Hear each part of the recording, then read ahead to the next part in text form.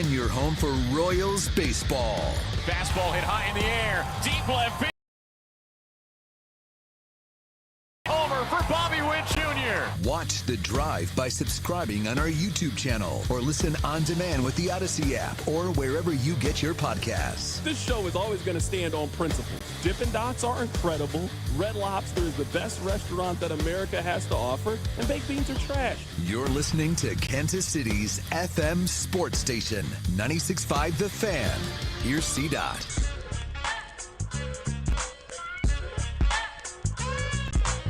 Let's do this. Another day, another dollar, another edition of The Drive. You were listening to The Drive on 96.5 The Fan, 96.5thefan.com, and also the Odyssey app. My name is Carrington Harrison. Excited to be here with you on this wonderful, wonderful Thursday.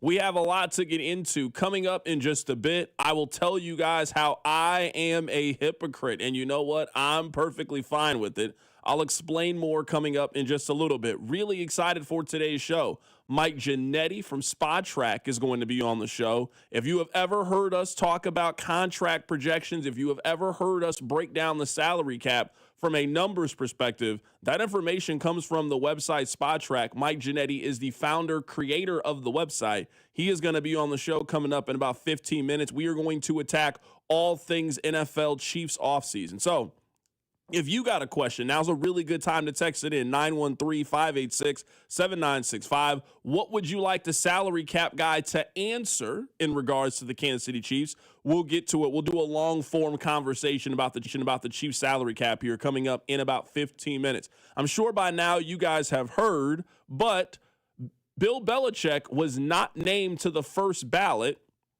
of the NFL Hall of Fame. We are going to have one of the voters who did not vote for Bill Belichick is going to join us on the show coming up in the 3 o'clock hour. Vahe Gregorian, he writes for the Kansas City Star. He is going to join us on the show. Everybody has commented on this, even Tom Brady. I don't understand it. I mean, I was with them every day.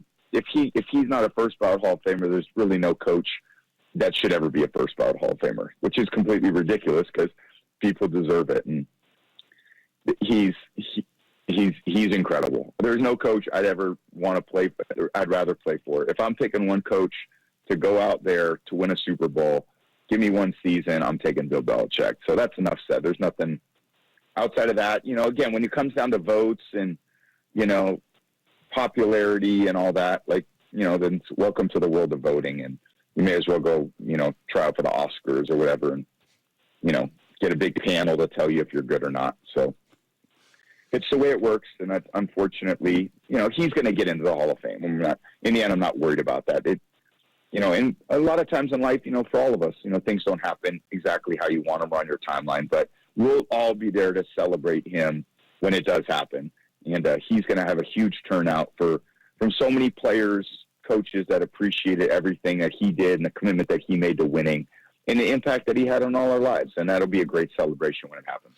That was Tom Brady a couple of days ago on Seattle Sports. Shout out to our guy Mike Salk for getting that interview. We are going to be joined by Vahe Gregorian of the Kansas City Star. He is one of the 11 voters who did not vote for Bill Belichick on his first attempt to try to get into the Pro Football Hall of Fame. We'll simply find out why, and we'll hear his rationale. We'll discuss it coming up with him coming up in the 3 o'clock hour. We got a lot to get into. I'll tell you guys how I'm a hypocrite, but first, let me remind you of a couple of things. Number one, I need you listening to The Drive each day at 2 o'clock right here on 96.5 The Fan. Number two, I need you to tell one friend to check out the show. And number three, and most importantly, I need you guys to remember that the open of the show is brought to you by our friends over at The Other Place. So if you're looking for a place to settle down and watch the big game, you're looking for some great drink specials, some great food specials. You want to watch the game with other football fans. Maybe you don't have a big game party to go to. Well, let me tell you, look no further than our friends over at The Other Place for all of your big game needs. All right, Rob, let me tell you how I'm a little bit of a hypocrite.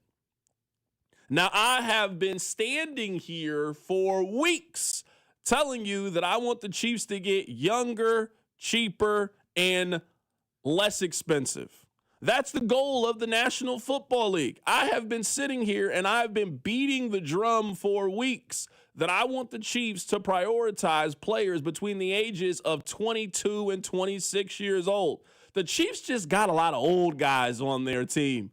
They got a lot of guys like Travis Kelce, a lot of guys like Chris Jones, guys that you have won championships with, but I am ready to push the Chiefs into the future. I want the Chiefs to prioritize guys like Breece Hall who are entering the prime of their career. We'll talk at some point today about Isaiah Likely, who is a guy that I'd be very interested in as a tight end possibility. Kyle Pitts is also a free agent. Those are the guys that I would love for the Chiefs to take a swing at. I am anti the Chiefs going to pick up Tyreek Hill. I don't think that he's worth it. But I will give you one exception for a player who is over the age of 30 years old that I would be very interested in if this is true. So there is a report right now that the NFL is expecting Mike Evans to play for another team. This is from Tony Pauline, quote, "Those who I've spoken with over the past week believe it is less than 50-50 that he is going to re-sign in Tampa Bay and that his career with Tampa is finished and he wants to go to a contender to give himself a chance at another championship." I'm very interested in Mike Evans. When I'm thinking of the kind of receiver that the Chiefs need, I think they need the Mike Evans type.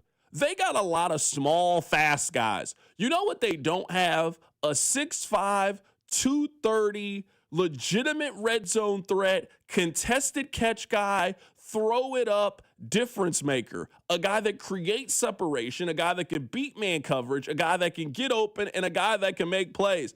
And the biggest reason why I'm for this, even outside of everything I just mentioned, which I think is a tremendous positive with Mike Evans. Rob, do you know what his contract projection is? From our friends over at Spot Track, we trust Spot Track. You guys have heard Mike Giannetti on the show. He comes on 2-3 times a year.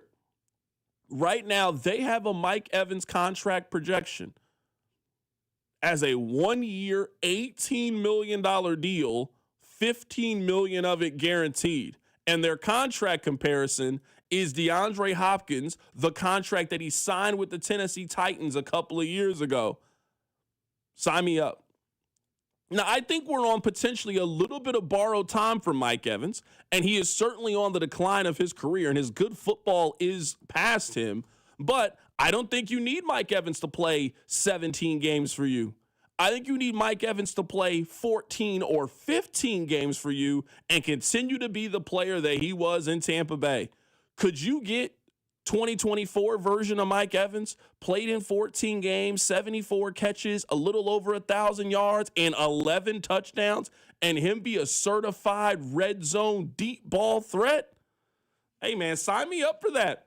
I know you guys, I got my issues with Mike Evans going to the Pro Football Hall of Fame. I've never come on here and told you that I don't think Mike Evans can play. I've never come on here and told you that I don't think Mike Evans can ball. And you're telling me right now you don't think the Chiefs could use on a 1-year deal a guy who's trying to go get one more championship, a guy who's maybe trying to put his Hall of Fame candidacy over the top, a guy who's 6'5", 230, has been one of the more consistent receivers in the National Football League since he entered the NFL, that you could get him on a 1-year contract. We're not talking about a 2-3-year deal. I would even argue at a 1-year, $18 million deal, if that's what it ends up being, we're not even talking about a guy that you are breaking the bank for. We see these kind of contracts get signed, whether it's on the offensive side or it's like a defensive lineman, a Bosa type, a Von Miller type. We see these deals all the time.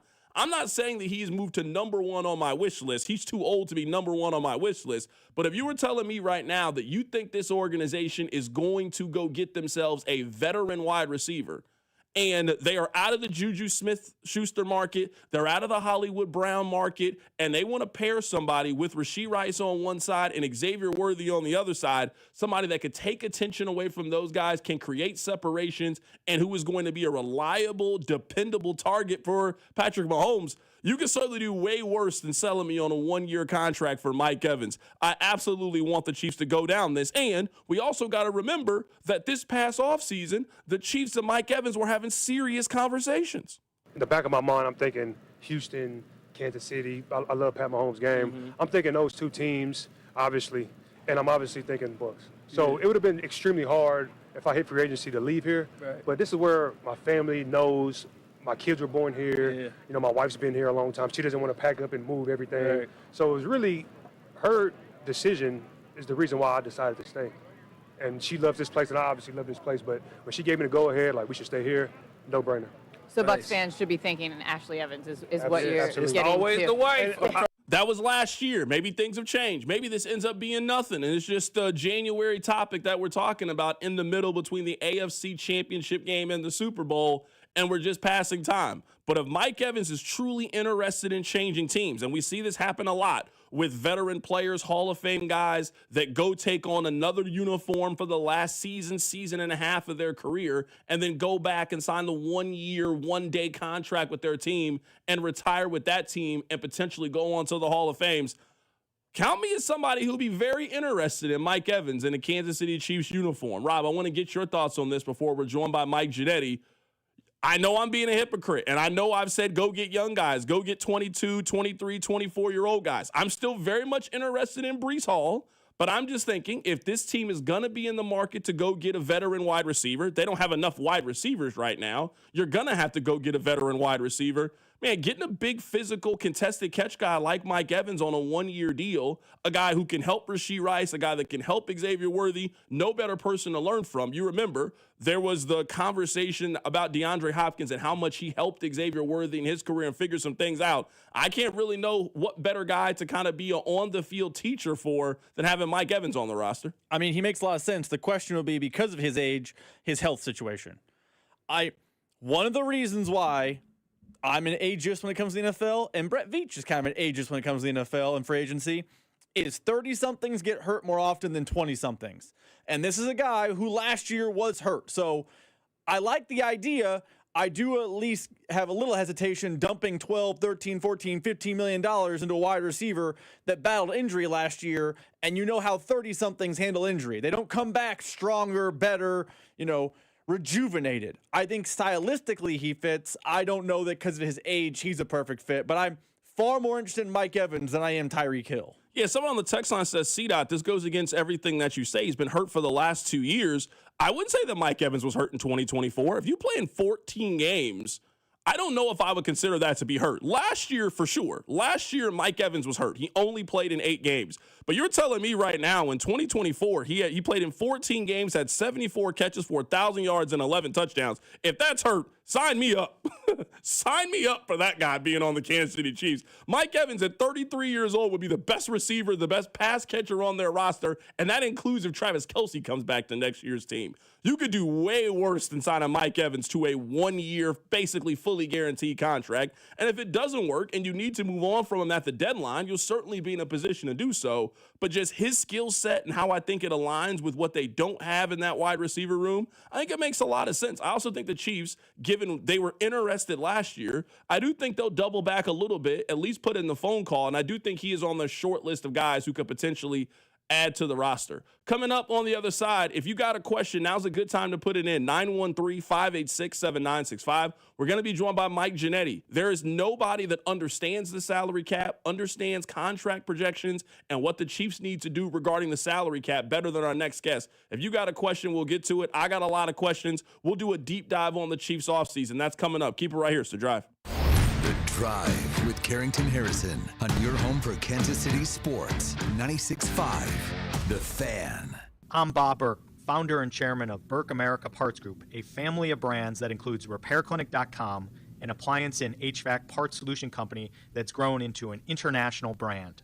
Before AmericanEagle.com, we partially launched a new technology platform developed by another firm. American Eagle helped take our technology to a whole new level with digital marketing, software development, and business insights into our key markets, appliances, HVAC, and outdoor power equipment, and did so both on time and on budget. AmericanEagle.com has the resources, experience, and talent needed to produce solutions. Our new technology platform, developed by AmericanEagle.com, has produced tremendous results with higher traffic, conversion, engagement, and online revenue. If you have any home repairs you need to take care of, check us out at RepairClinic.com. If you need a world-class website or technology project, then I would highly recommend AmericanEagle.com. Call AmericanEagle.com at 773-NETWORK. That's AmericanEagle.com, 773-NETWORK. That's another amazing run by Team USA. Mom, think I'll be on Team USA one day? Well, I'll take this one. what? Are you speaking to us? Yes, and to answer your question, anything's possible, especially with Xfinity. So I can be the best snowboarder ever? Well, I can't guarantee that, but Xfinity can guarantee that your internet price won't change for 5 years. Okay. What if I practice every day? Then maybe you'll be snowboarding for Team USA at the next Olympic Winter Games. And Mom, you'll still be paying the same price for Wi-Fi. Ooh, really stuck the landing there. It's the Xfinity Gold Medal Celebration. Now through February 22nd, get our best price on gig Wi-Fi for 5 years guaranteed, just $50 a month. Plus, get Peacock Premium included for 2 years. That's a $10.99 value per month. Xfinity. Imagine that. Proud partner of Team USA. Restrictions apply. Requires paperless billing and auto pay with stored bank account. Taxes and fees extra. Actual speeds vary. Save more on brands pros trust at Lowe's. Right now, get up to 35% off select major appliances. Plus, save $100 on a Little Giant 22-foot multi-position ladder. Now just $189. Valid through 1/30 while supplies last. Selection varies by location. See Lowe's.com for more details. I'm Bob Burke, founder and chairman of Burke America Parts Group, a family of brands that includes RepairClinic.com, an appliance and HVAC parts solution company that's grown into an international brand. Before AmericanEagle.com, we partially launched a new technology platform developed by another firm. American Eagle helped take our technology to a whole new level with digital marketing, software development, and business insights into our key markets, appliances, HVAC, and outdoor power equipment, and did so both on time and on budget. AmericanEagle.com has the resources, experience, and talent needed to produce solutions. Our new technology platform, developed by AmericanEagle.com, has produced tremendous results with higher traffic, conversion, engagement, and online revenue. If you have any home repairs you need to take care of, check us out at RepairClinic.com. If you need a world-class website or technology project, then I would highly recommend AmericanEagle.com. Call AmericanEagle.com at 773-NETWORK. That's AmericanEagle.com, 773-NETWORK. Never have I ever called my sister from the finish line of my first marathon. Hello? You won't believe where I am. Are you running? Mile 26. I'm gonna make it. Switch to T-Mobile's 55 Plus plan and get iPhone 16e with its advanced camera system on us. Plus, 2 lines for just $30 a line. Guys, I can't believe it. I knew you could do it, babe. That was amazing. Mom, how do you feel? I feel great. I can't feel my feet. Let's take a picture, and then you may carry me to the car. Share every stride, every mile, every memory on America's best network. Switch to T-Mobile's 55 Plus plan and get iPhone 16e on us and 2 lines for just $30 a line. With 24 monthly bill credits and 2 eligible port-ins on Essentials 55 Plus for well-qualified customers with autopay plus taxes, fees, and $35 device connection charge. Credits end and balance due if you pay off early or cancel. Contact us. Finance agreement 128 gigabytes, $599.99 required. Best mobile network in the U.S. based on analysis by Ookla of Speed Test Intelligence Data 1H 2025. Visit T-Mobile.com. I'm Mark Solinger, producer and one of the hosts of the Moth podcast. For nearly 2 decades, The Moth has brought live storytelling to stages around the world and to millions of listeners. These are real people telling true stories from their lives. Stories about a lost family recipe, about working to free a wrongfully convicted man, about realizing you need to leave your May-December romance. Stories that will move you, surprise you, make you laugh. Stories you can't forget. Join us. Follow and listen to The Moth wherever you get your podcasts. You're listening to 96.5 The Fan from the DM Injury Law Studios. Mike's got this. Car, truck, or motorcycle wreck? Remember, Mike's got this. 816-888-7500. Mike's got this. Hey, it's Juju Smith-Schuster from the Kansas City Chiefs. Welcome back to The Drive with C-Dot on your home for Chiefs football. 96.5 The Fan. Let's head to the phone lines right now to be joined by Mike Ginnetti of Spot Track. If you have ever heard us talk about the salary cap, if you have ever heard us give contract projections or talk about the business side, the money side of the National Football League, those numbers for me come from one place. They come from Mike Ginnetti and Spot Track. Happy to have him on the show today to take a deep dive in the Chiefs offseason. Mike, happy to have you on the show today. Thanks for having me. Absolutely, man. So let's have a long-form conversation about the Chiefs, the salary cap, the offseason, all of it. I guess let's start with this. Explain to us where the Chiefs sit from a salary cap perspective, and then we'll dive in a little deeper. Well, it's ugly. It's not normal for this Chiefs organization to be where they are, but they're dead last. We're projecting them to be about minus 56 right now against the 304 cap. So plenty of work to do.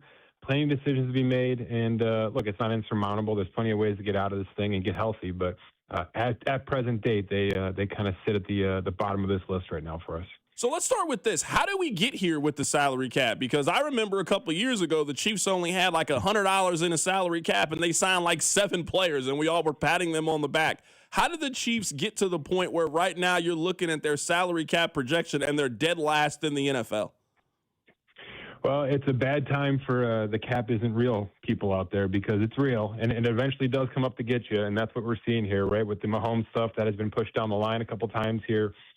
He leads the league right now with a $78 million cap hit, and the Chris Jones contract, of course, is well front-loaded in this regard. So those two alone, Carrington, account for about half of this Chiefs salary cap when it's all said and done. So, like I said, plenty of ways to get out of this, but you've got big-time contracts for those players and Trey Smith and a few others, the highest-paid center in football.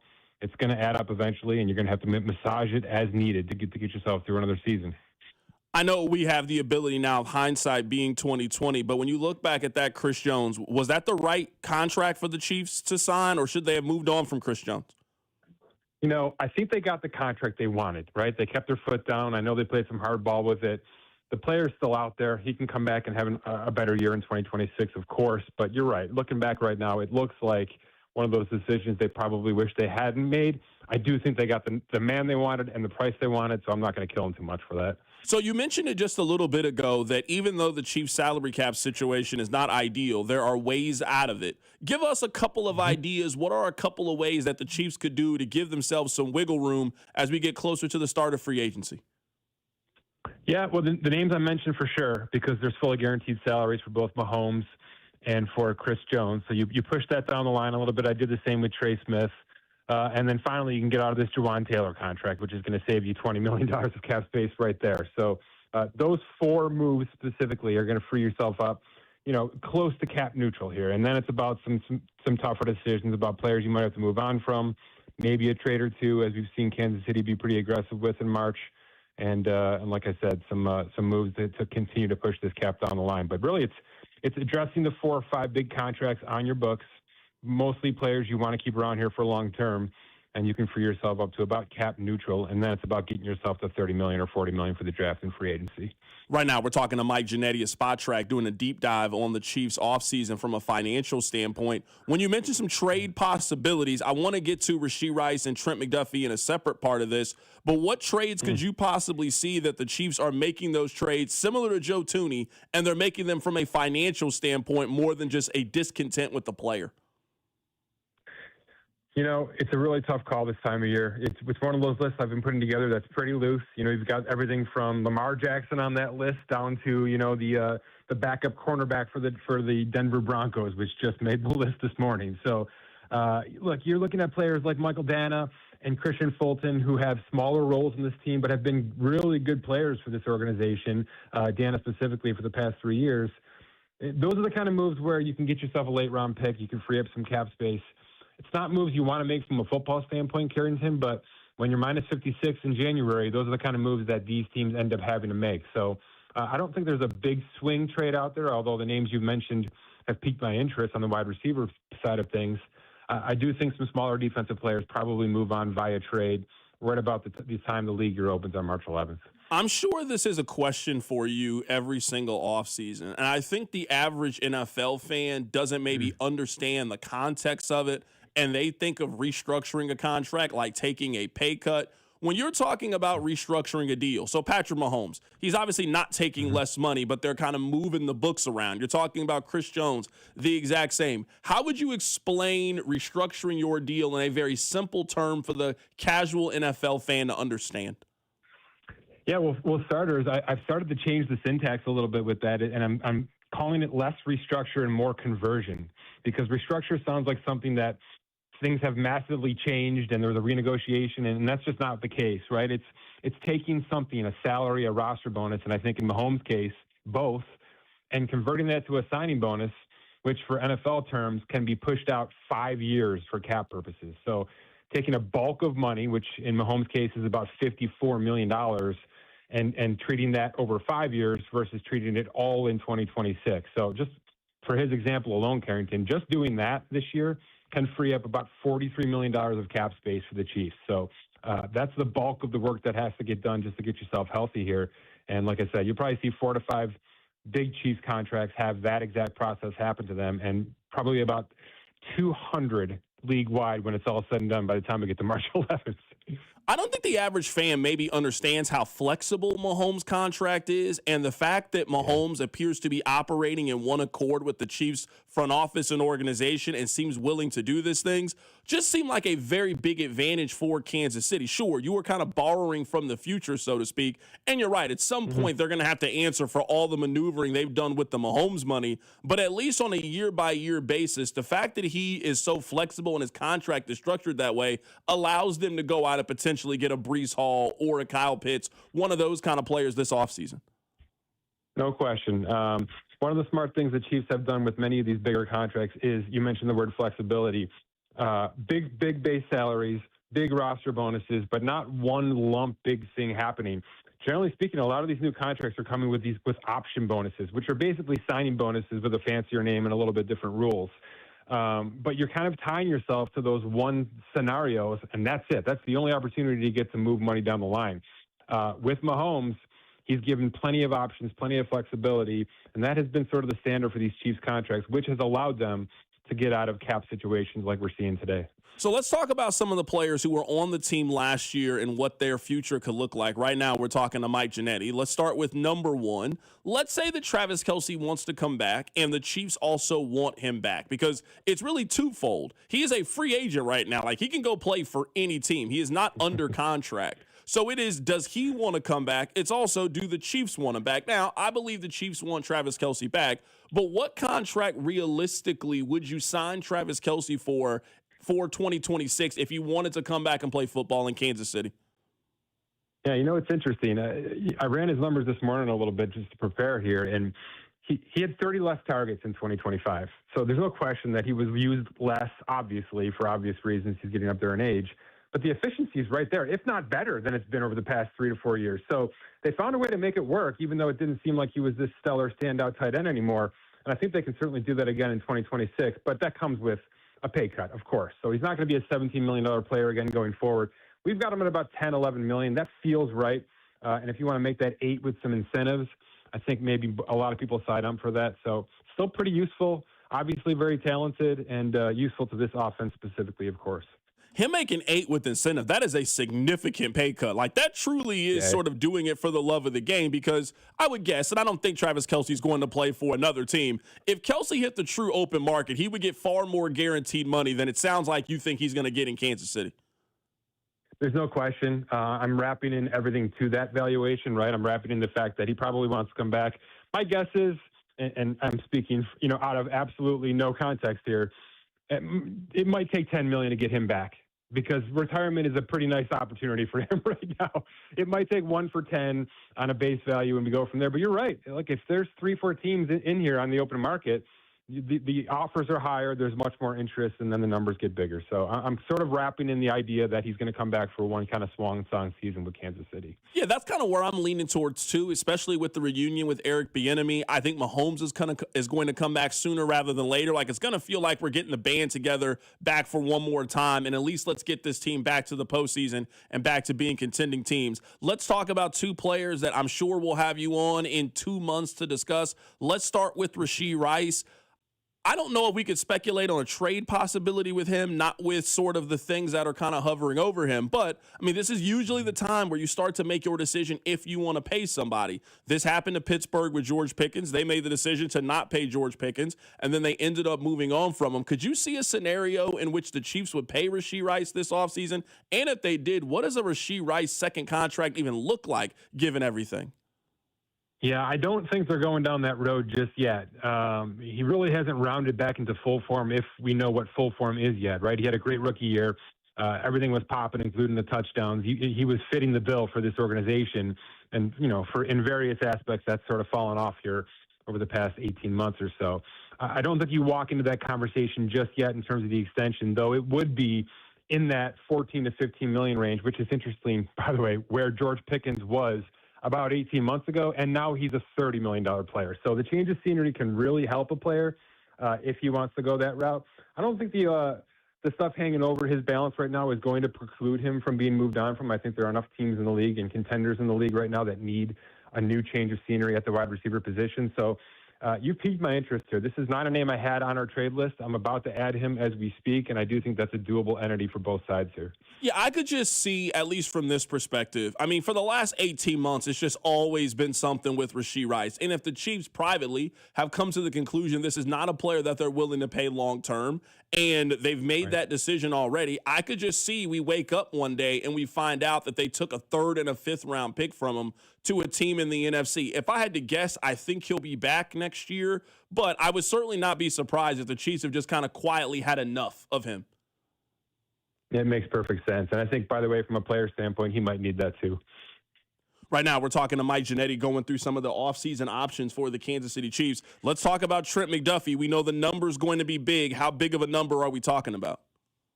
Yeah, it's dipped a little bit. There's been a bunch of contracts coming above him, and he really hasn't kind of produced to that level. He's still a tier 1 player in my system, in my opinion.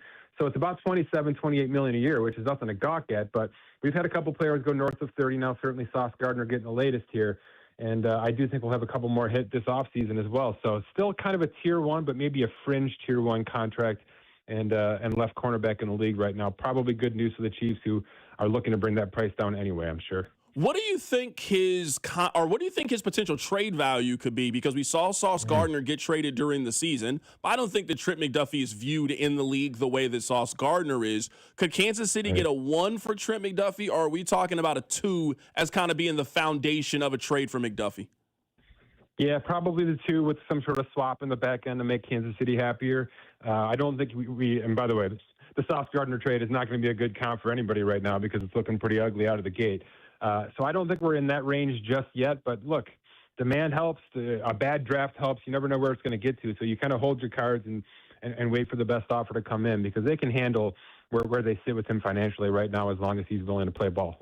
I don't know if you've thought of this, but I'm thinking about Jalen Moore, who was a starter / backup. I don't really know what you would even define his role as with the Chiefs last year, but he certainly played. He's still under contract for 1 more year. Are you expecting him to be back on the team next year and potentially be their starting right tackle?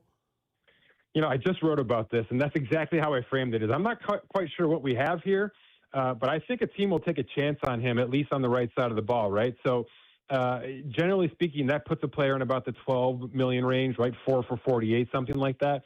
If Kansas City thinks he can do more, and maybe he's a replacement for the McDuffie situation we're talking about, obviously that price point is going to come up. But for now, he's sort of limping into that starter money, which is about that 12 million mark, whether that's with Kansas City to stay or on the open market with a couple of suitors.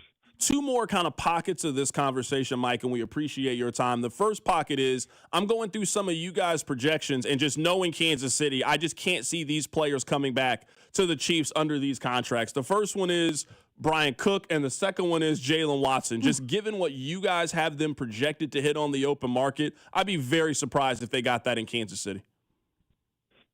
It's big. Cook really took a step forward here, and I know that's not the kind of player. He's not a household name anywhere right now, but he's got himself into starter money here all of a sudden at about $14 million. So I don't expect Kansas City to retain him in those. They haven't retained many of their secondary pieces over the past few years anyway. So it's going to be somebody else's decision to go that high and make him a full-time starting player full-time, but we'll see.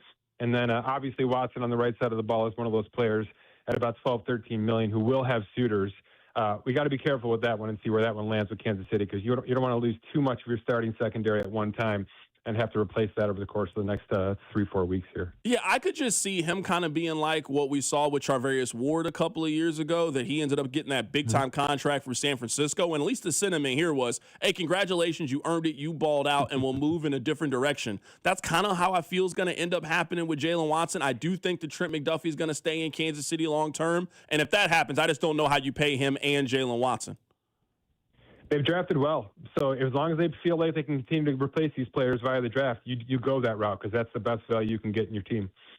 Right now, we're talking to Mike Ginnetti here for a couple more minutes. All right, let's go through guys who are not on the Chiefs but are potential free agents. I got Breece Hall number one on my checklist, and this is why. We see every year in free agency the Chiefs take one big swing. They go get a Jawan Taylor. They go get a Jalen Moore. They go get Tyrann Mathieu or Justin Reed or one of those kind of players. I think day one of free agency, they go get Breece Hall. They were interested in Breece Hall last year. Now looking at some of these running backs contracts, if you're telling me he gets paid like Kyron Williams or James Cook, I absolutely sign up for that deal. Do you think the Breece Hall contract makes sense for Kansas City?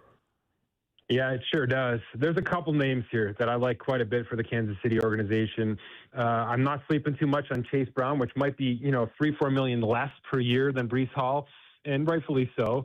Kenneth Walker III is a pretty nice, pack for punch player, and he's going to be right around this $8 to $9 million mark we're talking about. I've got a bunch of players in this 8 to 10 mark that I think can really make an impact in 2026.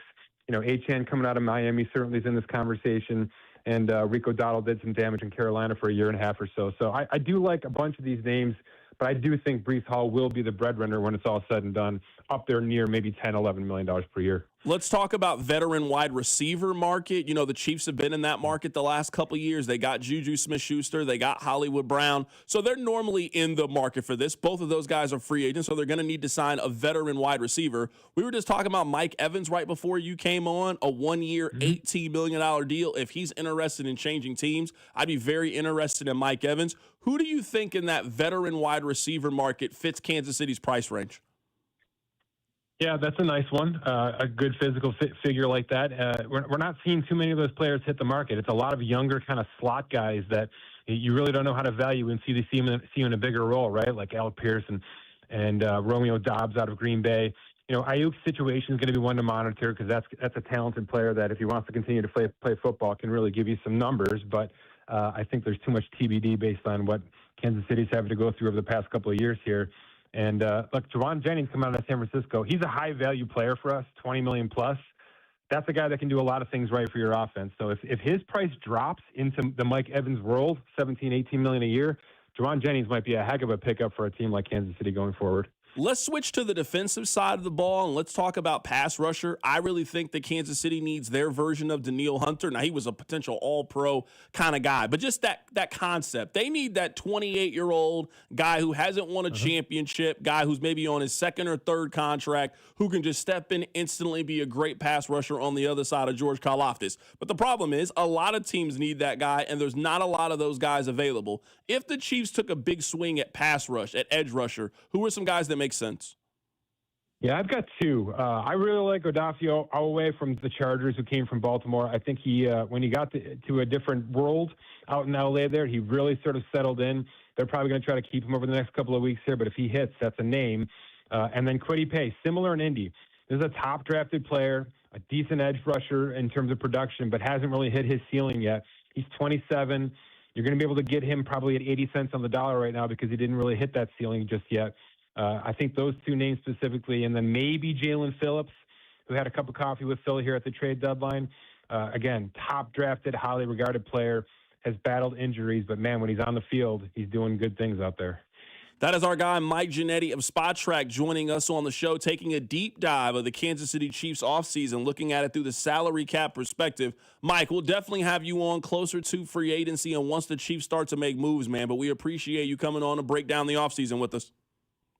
My pleasure always, man. Absolutely. That is Mike Ginnetti of Spot Track joining us on the show. Rob, I will say he gave up a couple of different names and said there's going to be a lot of running backs in that $8 to $10 million range that you'd have to spend a little bit of money. And I know you don't like spending money on running back. You want the Elijah Mitchell 1 year, $1 million, or you want to get undrafted free agents. But if you want a significant upgrade at the position, it's going to cost you a little bit. But $8 million for a productive running back, given where the salary cap is, even you, the biggest anti-running back guy, the running back Grinch, so to speak, even you got to be on board with them spending $8 million to go get a running back. I will continue to say, I like the name Chase Brown. I would just say I would love Chase Brown. That's what they do. I would love Chase Brown. I would say this about the running back market. I think there are a lot of good non-premium pay running backs available this upcoming offseason. Breece Hall is understandably everyone's sexy name. But if he's going to be the bell cow, if he's going to be the guy that gets the biggest contract in free agency, which we presume, he's 24 years old, 25 years old, productive guy. If he's going to get 10, 11, 12 a year, the Chiefs should not be swimming in that pool. But you can find a Chase Brown, a Kenneth Gainwell, a Rico Dowdle, and find a guy that's worth $6, $7, $8, $9 million and still high-level productivity. That's how I want the Chiefs handling running back this offseason. I do hate running back, but I think they need one this offseason, and that's the kind of area I want them looking.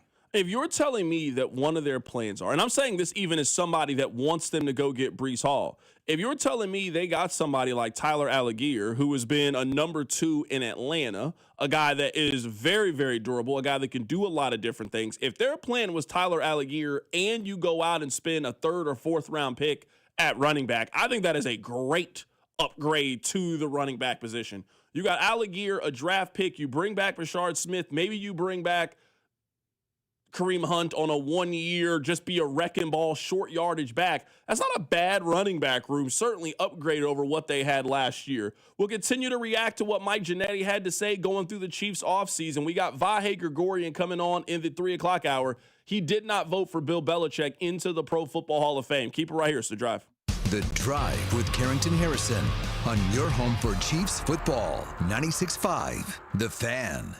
This is Kevin Harlan, and I'm here with Rob Seid of Rob Seid Ford. Fresh off a record-breaking year and a successful run at Ford's 2025 Top Volume Award. Rob, how did you do it? Kevin, it's simple. We pulled out all the stops on price, on trade values, on inventory, and made sure our customers got an experience they couldn't find anywhere else. Well, the race isn't over. 2026 is here, and you're back in the chase again. That's right, and we're going even harder this year. More inventory, more aggressive trade-in values, and a buying experience other dealers just can't match. Well, you're not just talking, you've got the receipts. Kansas City's only top-rated Ford dealer on Google, 4.8 stars with nearly 3,000 reviews. Voted best car dealership in Kansas City by KC Magazine. The recognition matters, but what actually matters is how you feel when you call or visit Rob Seid Ford. Inventory, value, transparency, and no pressure. That's why people keep coming back. Come see us at 135th and State Line or visit us online at robsight.com. Rob Seid Ford. Buy right. Drive happy. DQ presents the Spicy Menu. For a limited time, try the new Flamethrower Chicken Strip Basket for $6.99 with spicy, bold strips that heat you up. Served with a side of famous DQ soft serve as a dip to cool you down. That's right, dip those spicy chicken strips right into soft serve. Plus fries and toast, all for just $6.99. And add a new pineapple lemonade sparkler or cooler made with tahini.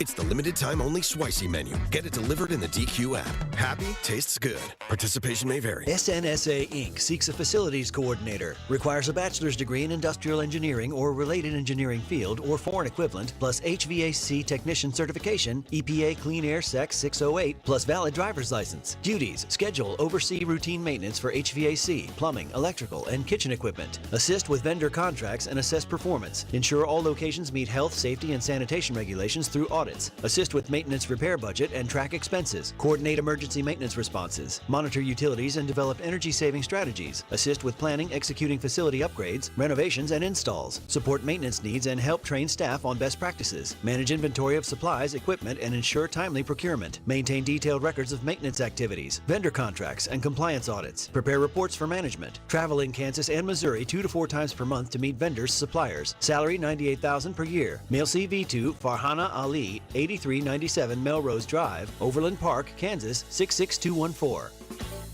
Finding great candidates to hire can be like, well, trying to find a needle in a haystack. Sure, you can post your job to some job board, but then all you can do is hope the right person comes along. Which is why you should try ZipRecruiter for free at ZipRecruiter.com/free.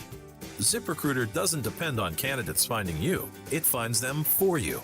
Its powerful technology identifies people with the right experience and actively invites them to apply to your job. You get qualified candidates fast. So while other companies might deliver a lot of hay, ZipRecruiter finds you what you're looking for. The needle in the haystack. See why 4 out of 5 employers who post a job on ZipRecruiter get a quality candidate within the first day. ZipRecruiter, the smartest way to hire. And right now, you can try ZipRecruiter for free. That's right, free at ZipRecruiter.com/free. That's ZipRecruiter.com/free. ZipRecruiter.com/free. ZipRecruiter. Never have I ever called my sister from the finish line of my first marathon. Hello? You won't believe where I am. Are you running? Mile 26. I'm gonna make it. Switch to T-Mobile's 55 Plus plan and get iPhone 16e with its advanced camera system on us. Plus, 2 lines for just $30 a line. Guys, I can't believe it. I knew you could do it, babe. That was amazing. Mom, how do you feel? I feel great. I can't feel my feet.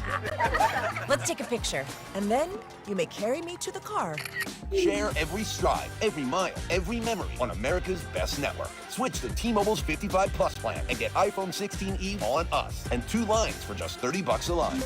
With 24 monthly bill credits and 2 eligible port-ins on Essentials 55 Plus for well-qualified customers with autopay plus taxes, fees, and $35 device connection charge. Credits end and balance due if you pay off early or cancel. Contact us. Finance agreement 128 gigabytes, $599.99 required. Best mobile network in the U.S. based on analysis by Ookla of Speed Test Intelligence data 1H 2025. Visit T-Mobile.com. This afternoon, expect cloudy skies with scattered snow showers and a high of 24. Weather brought to you by Staples. 2026 is here, and at Staples, deals mean business. Like up to $100 off custom print orders. Head into the new year looking good for less. Staples. That was easy. Ends 131.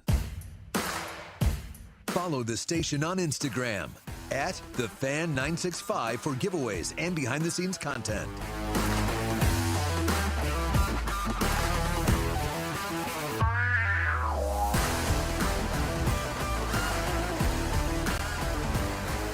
All right, welcome back into the show. My name is Carrington Harrison. Very happy to be here with you on this wonderful, wonderful Thursday.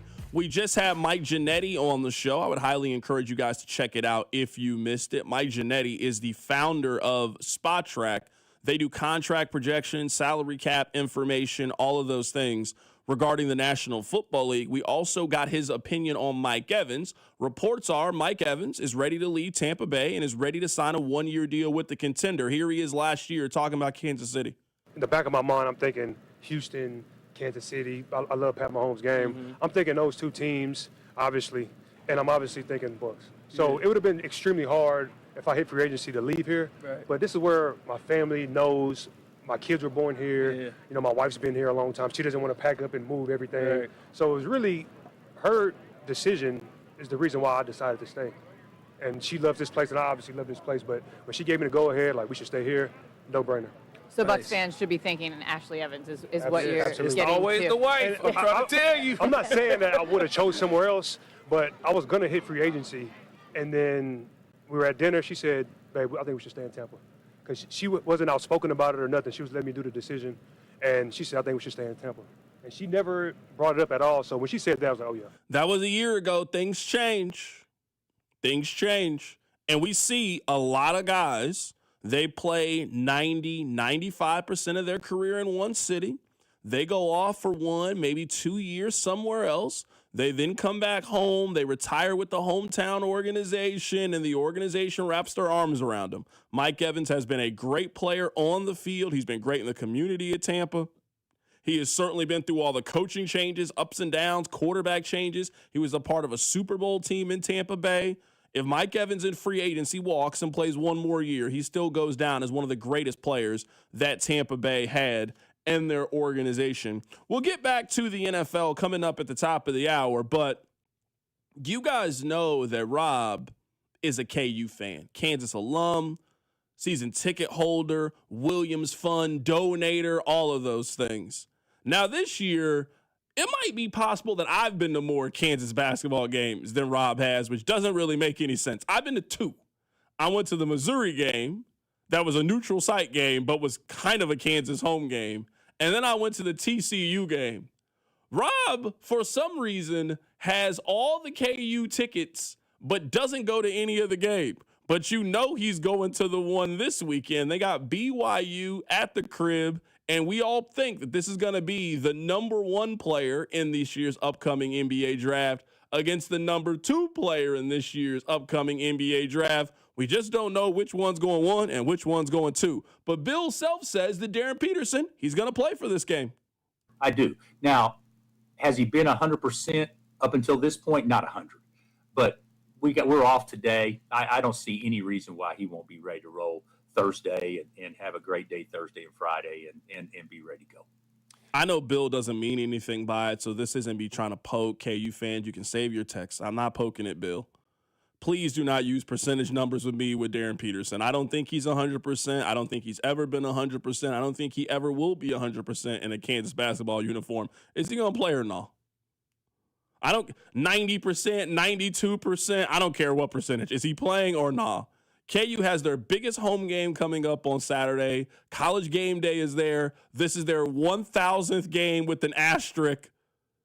He needs to play in this game. So if you're telling me he's going to play, great. Can't wait to watch. I was thinking this. Really two things. Number one, I think this is the best college player, opposing player. This is the best college player to play at Allen Fieldhouse since Trae Young a handful of years ago when Trae Young was at Oklahoma. I also think if we made a list with A.J. DeBansta of the best players that KU has gone up against in the Bill Self era, I think A.J. DeBansta is on that team. I know that we don't talk about freshman basketball players the same way that we used to, 10, 15 years ago. Like, we don't look at one and done players through the same lens. But if I told you right now that there is a freshman basketball player who is averaging 24, 7 rebounds, and 4 assists and is shooting 53% from the field, the way that A.J. DeBansta is, you were telling me that Kevin Durant is coming into town. You were telling me that Michael Beasley is coming into town, that Blake Griffin is coming into town. That's kind of where we are. Now, the kid can't shoot threes to save his life. He's shooting 31% from three. So he's got to continue to develop that in order to hit the peak that I think he can. But this is absolutely one of the best college basketball players that have ever played in Allen Fieldhouse. And I'm excited to see these two guys go at it this weekend. I think to answer your question, you have to understand the fall off college basketball has had. Now, I love college basketball, so I understand why it's fallen off. It frustrates me it's fallen off, but I remember in 06, 07, Kevin Durant was coming to Allen Fieldhouse. It was a huge deal. Kevin Durant was coming to town.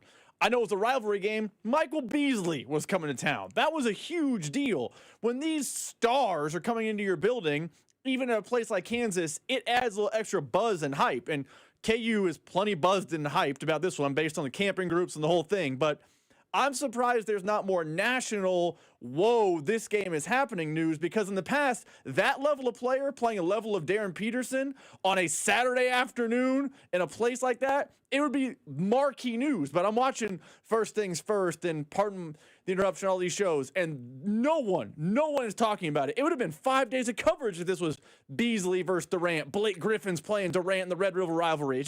It shows the fall off college basketball has had. Have we talked about college basketball's regular season since Zion Williamson? I'm talking about collectively as a country, not locally. I'm talking about as a country. Has there been a college basketball men's story? Because we talked about Caitlin Clark. We talked about Angel Reese. We talked about women's basketball in the regular season that way. Has there been a men's college basketball story since Zion Williamson blew his shoe? I'm talking about, we're going on 4 or 5 years of it. People don't talk about, people don't watch college basketball's regular season that way. We know the numbers will be there for the NCAA tournament. It is an American staple. It is something that we all look forward to. But we might be past the time of on Colin Cowherd. They are breaking down Kansas, BYU in the regular season. Football has just gotten way too big. I would say now with the college football playoff, the college football portal, coaching changes, all of those things, college football feels a little bit bigger now than it was 5-6 years ago. At some point, if there's more NFL and more football talk, that means there's less of other conversations. And yeah, January college basketball, early February college basketball, it's just not there. 100%. And I think people thought Cooper Flagg could change that last year. Cooper Flagg did not change that. I was hopeful that maybe these two players playing on Saturday would change that. They have not changed that. I do think the NFL has just sucked the oxygen out of the room. I wonder if there's a bubble that will eventually burst with how much we care about the NFL. February. Don't sound like it no time soon. It's about adding more games to the schedule. I wonder if those things will actually be the thing that bursts the bubble. Do we want to watch a 19th game with Chris Oladokin out there? Maybe not, but you know what right. I think is also hurting A.J. DeBansta? He went to a non-traditional school for that level of hype. Like Cooper Flagg, I feel like it would have been the same. If Cooper Flagg had went to BYU, I don't know how much we were talking about it last year. He went to Duke. If A.J. Demancia was at Kansas, it'd be a different conversation. If A.J. Demancia was at Kentucky, if he was at Arkansas even playing with John Calipari, if you're going to play for BYU in the Mountain Time Zone, I just don't know if that – I just don't know. I just don't know if you're – I don't know if you're reaching that peak or not. I just don't know if that's really that possible. I mean, But he can hoop, though. No question. He can hoop. We say that, and maybe this is a different era, and it's a bygone era, and whatever. Trae Young wasn't at one of those schools, and there was a Trae Young thing on the ticker You of want to ESPN. know what it is? Trae play like Steph. Trae play like That's Steph. true. So I'm just saying is The when you best got plays like LeBron, though. I know, like, but when you can't got a shoot. 5'10" guy shooting it from half court and doing all of that stuff, it was just like a wow factor to it. But there is no question, AJ Demancia, I mean, against the number one team in the country, he scored 24 points a couple of nights ago against Utah last Saturday. He scored 43 points on 62% shooting and shot 80% from three. Like, we're talking about one of the best scorers we've seen in college basketball in quite some time. Coming up at the top of the hour, let's get back to football here. Keep it locked in right now. It's The Drive. The Drive with Carrington Harrison and Rob Brenton. You losers is what you are. On your home for Kansas City sports. 96.5 The Fan. When severe weather hits, tune in to 98.1 KMBZ for Operation Stormwatch. Brought to you by Century Roofing. Proudly voted the #1 roofing company in all of Kansas City. CenturyRoofingKC.com. Finding great candidates to hire can be like, well, trying to find a needle in a haystack. Sure, you can post your job to some job board, but then all you can do is hope the right person comes along. Which is why you should try ZipRecruiter for free at ZipRecruiter.com/free. ZipRecruiter doesn't depend on candidates finding you. It finds them for you. Its powerful technology identifies people with the right experience and actively invites them to apply to your job. You get qualified candidates fast. So while other companies might deliver a lot of hay, ZipRecruiter finds you what you're looking for. The needle in the haystack. See why 4 out of 5 employers who post a job on ZipRecruiter get a quality candidate within the first day. ZipRecruiter, the smartest way to hire. And right now, you can try ZipRecruiter for free. That's right, free at ZipRecruiter.com/free. That's ZipRecruiter.com/free. ZipRecruiter.com/free. ZipRecruiter. Wesley Financial Group is not a law firm. Do you feel embarrassed, trapped, maybe even ashamed just because you own a timeshare? Well, I'm here to tell you you're not alone. Chuck McDowell here, the timeshare cancellation guy. I get over 3,000 complaints a week from all kinds of folks that feel the same way you do. Honest people, teachers, veterans, grandparents, all losing sleep over a timeshare they can't get rid of. That's why 15 years ago, I founded Wesley Financial Group to help people take their lives back.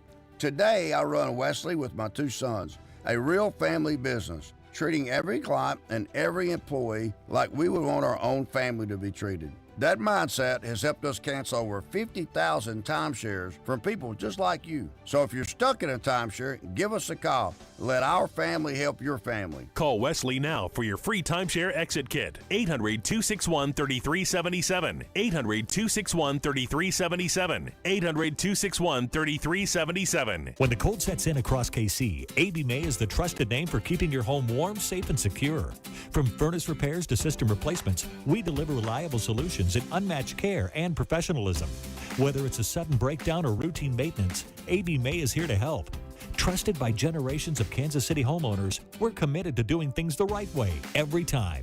Call AB May at 913-732-9993 or visit us at abmay.com. Call your serviceman from AB May. I'm worth more. I'm worth more. I'm worth a lot more. And I completely agree. That's why I'll pay more for your car at GiveMeTheVin.com. That's the name of our new campaign. I'm worth more. You are worth more, and your car's worth more. And that's why I will pay more. And remember, if I don't beat the price on a CarMax or a Carvana deal, I'll pay you $100 at GiveMeTheVin.com. Sell us your car.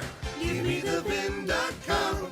So easy you can do it in your underwear. The new era of UFC on Paramount Plus continues with UFC 325 live from Australia. Catch featherweight champion Alexander Volkanovski in a rematch of his epic title fight against Diego Lopez, and the always dangerous Dan Hooker throws down with dynamic finisher Benoit Saint Denis in a high-action lightweight showdown. UFC fans, pay-per-view just got knocked out. Catch UFC 325 on Saturday, January 31st, only on Paramount Plus. Stream every fight live with one subscription. Visit ParamountPlus.com/UFC to get started.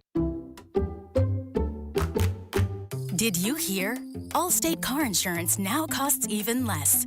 So when you bundle with home, you can save even more.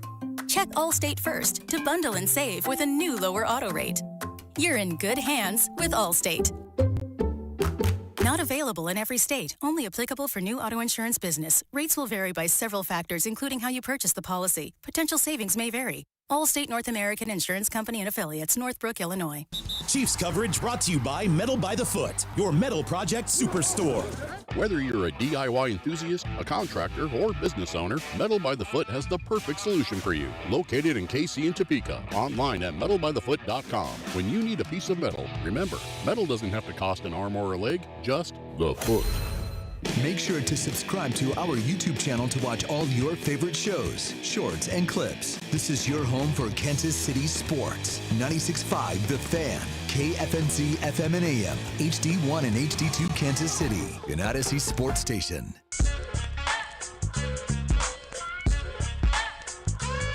I want to get back to this Pro Football Focus / Spot Track contract projections and sort of how they have guys ranked. I'm curious to get you guys' thoughts on this. 913-586-7965. Right now, Pro Football Focus has Brian Cook as a top 20 free agent this year. Let me read to you his little blurb.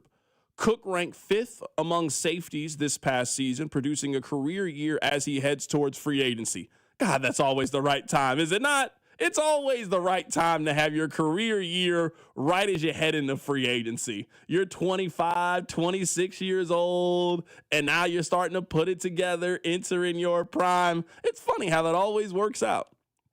A reliable tackler, he recorded missed tackle rates of just 5% in 2025 and 6% in 2024. They have his contract projection at 3 years and $36 million.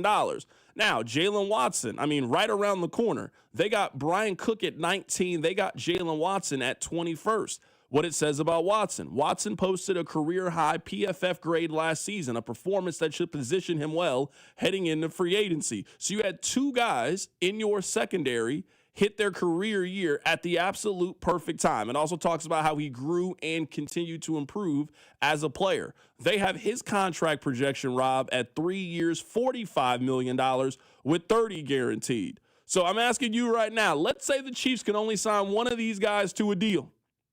You got Brian Cook at 3 years, 36 with 22.5 guaranteed, or Jalen Watson 3 for 45 at 30 guaranteed. Now, it makes sense that the corner would have the more expensive contract given position of value, but I just don't think that you can sign both of these guys to a deal. I would say it's probably likely that you maybe keep one of them. It also seems kind of likely that both of them are off the team. But I just don't really see a scenario. You were telling me that this upcoming offseason, they're able to keep both Brian Cook and Jalen Watson on the team if these are the kind of deals you think they're about to go sign. It kind of reminds me of both those players remind me a lot of Charvarius Ward. And the fact that we talked a lot about Charvarius Ward, what his contract's going to be, this, that, and the other. He signed a lucrative deal in San Francisco. He had a good career in San Francisco, and then in Indianapolis, Chiefs fans were like, thank you for your time, goodbye. Either the Chiefs signed that contract for Brian Cook, Chiefs fans would be mad. I'd probably be mad. It is thank you for your time, go make your money. Jalen Watson might be a little different because of the potential of a trade for Trent McDuffie. That kind of changes the calculus, but I don't see a scenario where the Chiefs are bringing Brian Cook back, and I think he's going to sign with, pick a team, the Dolphins, just naming a team. And Chiefs fans are going to say he was productive for us, he was a good draft pick for us, go make your money somewhere else. Maybe Juan Thornhill is a good analogy, where Chiefs fans liked Juan Thornhill, but there was never any thought of bringing back Juan Thornhill. Now let me ask you this question while we're playing these games when it comes to the offseason. Could you see a scenario in which the Chiefs pay Jalen Watson? He now is your number one corner. You don't have the McDuffie extension, and you just quite simply take the trade value for him. Maybe you were thinking we can't keep both of these guys. We're going to keep the cheaper of these two, because talking to Mike Ginnetti, this is what he tells you a contract extension looks like for McDuffie this offseason. Dipped a little bit. There's been a bunch of contracts coming above him, and he really hasn't kind of produced to that level. He's still a tier one player in my system, in my opinion. So it's about $27-28 million a year, which is nothing to gawk at. But we've had a couple players go north of 30 now. Certainly Sauce Gardner getting the latest here, and I do think we'll have a couple more hit this offseason as well. So still kind of a tier one, but maybe a fringe tier one contract, and left cornerback in the league right now. Probably good news for the Chiefs, who are looking to bring that price down anyway, I'm sure. Because, I mean, we're talking about him being a $27-28 million a year guy. J.C. Horn got $25 million a year, signed for 4 for $100. Patrick Surtain, who I think is the best corner in the league, I think a lot of people think he's the best corner in the league, he signed for $24 million at 4 for $96. If you're telling me that based on these numbers for Mike Ginnetti, he would come in as the third highest paid corner in the National Football League, could I see a scenario in which the Chiefs take the 3 years, $45 million from Jalen Watson with the 30 guaranteed? They take a second and a fifth for Trent McDuffie and all the available cap space that you can have. You now use that to find his replacement, and you just keep the wheel moving a little bit. I do think that is a talking point. That is a conversation. That is something I could see them doing this offseason, especially for a team that has never really significantly vested at this group on the field. They've spent money on a lot of different places. They've never paid the money that we're talking about them giving for a corner, the kind of money that we're talking about Trent McDuffie potentially getting. I mean, if you look at these deals, I mean, Derek Stingley Jr., he signed for 3 for $90. Sauce Gardner signed 4 for $120. They've never given that kind of money to a secondary player. I understand the thought. I don't think it's a crazy thought. I would tell you if the Chiefs are doing that, the clock is ticking, because at the start of the league year, Jalen Watson is a free agent. And if you are the Chiefs and your thought process is, my plan is to trade McDuffie, give the money to Watson, I'm getting 80% of the value, or maybe I'm paying 80%, and I'm using that savings to help other positions and drafting Trent McDuffie's replacement, it is not a bad theory. But you need to either A, get McDuffie off your books, or B, get Watson signed up, because it cannot be, I don't know the start of the league year, March 11th, as I believe the date. It can't be March 11th or maybe March 6th, the legal tampering period, and you have Jalen Watson listening to other offers, because then his price goes up and now you're in no man's land. So if they are going to execute that plan, they basically have a month to do it. It cannot be, hey, the Chiefs on March 24th traded Trent McDuffie. Okay, well, by then, Jalen Watson plan will have come to fruition. Yeah, someone says Jalen Watson's going to be 28 years old when the season starts. No thanks. I don't have an issue paying Jalen Watson this deal. Like, if you're telling me, if I'm another team, and not even just from a Kansas City perspective, if you're telling me that Jalen Watson's going to sign for 3 years, $45 million, and we all know these deals essentially make them 2-year contracts, if you're signing Jalen Watson at 28 and 29, I don't have much of a problem doing that, and I think that's a pretty fair number. I will say this, I'm a little bit surprised that people want to pay Brian Cook. I just think Brian Cook's a good player. I mean, he's not a big tackle guy.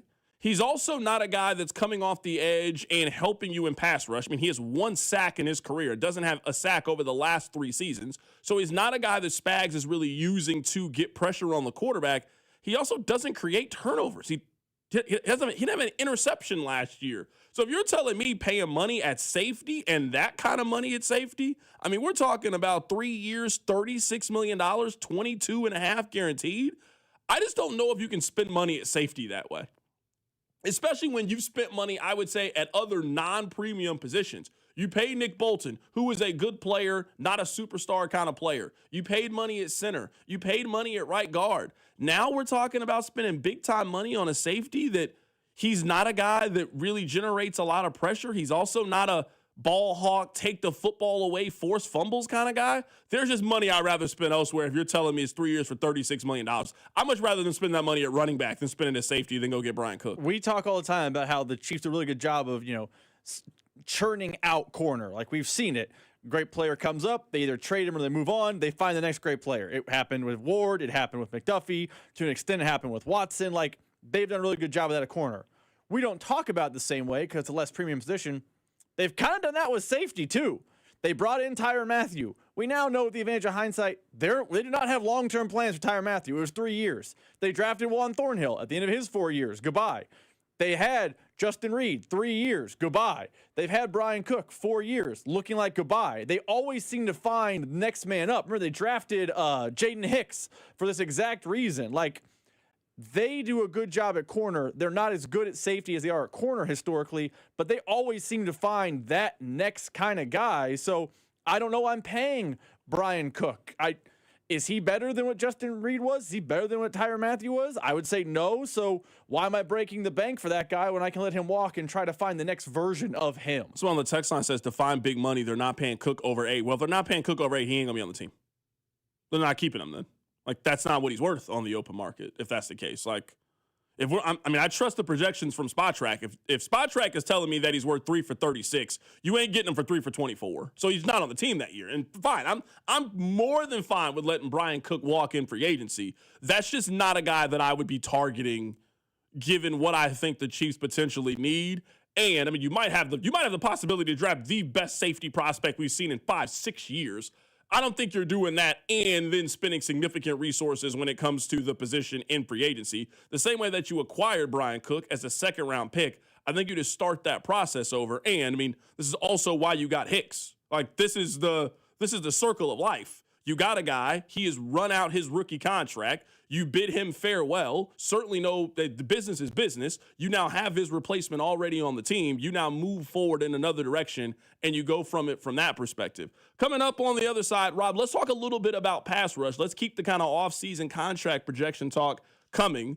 They have a projection for your guy, Jalen Phillips. I'm also curious, there's a veteran pass rusher that's out there. Would you be interested on a 1-year deal? We'll talk about it. Keep it right here. It's The Drive. The Drive with Carrington Harrison on your home for Royals baseball.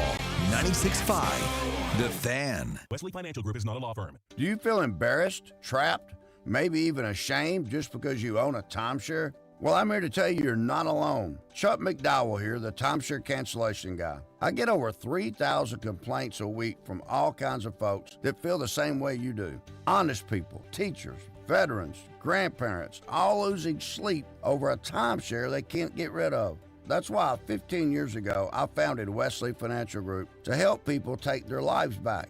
Today, I run Wesley with my 2 sons, a real family business, treating every client and every employee like we would want our own family to be treated. That mindset has helped us cancel over 50,000 timeshares from people just like you. So if you're stuck in a timeshare, give us a call. Let our family help your family. Call Wesley now for your free timeshare exit kit. 800-261-3377. 800-261-3377. 800-261-3377. I wish I'd gotten treated for my erectile dysfunction sooner.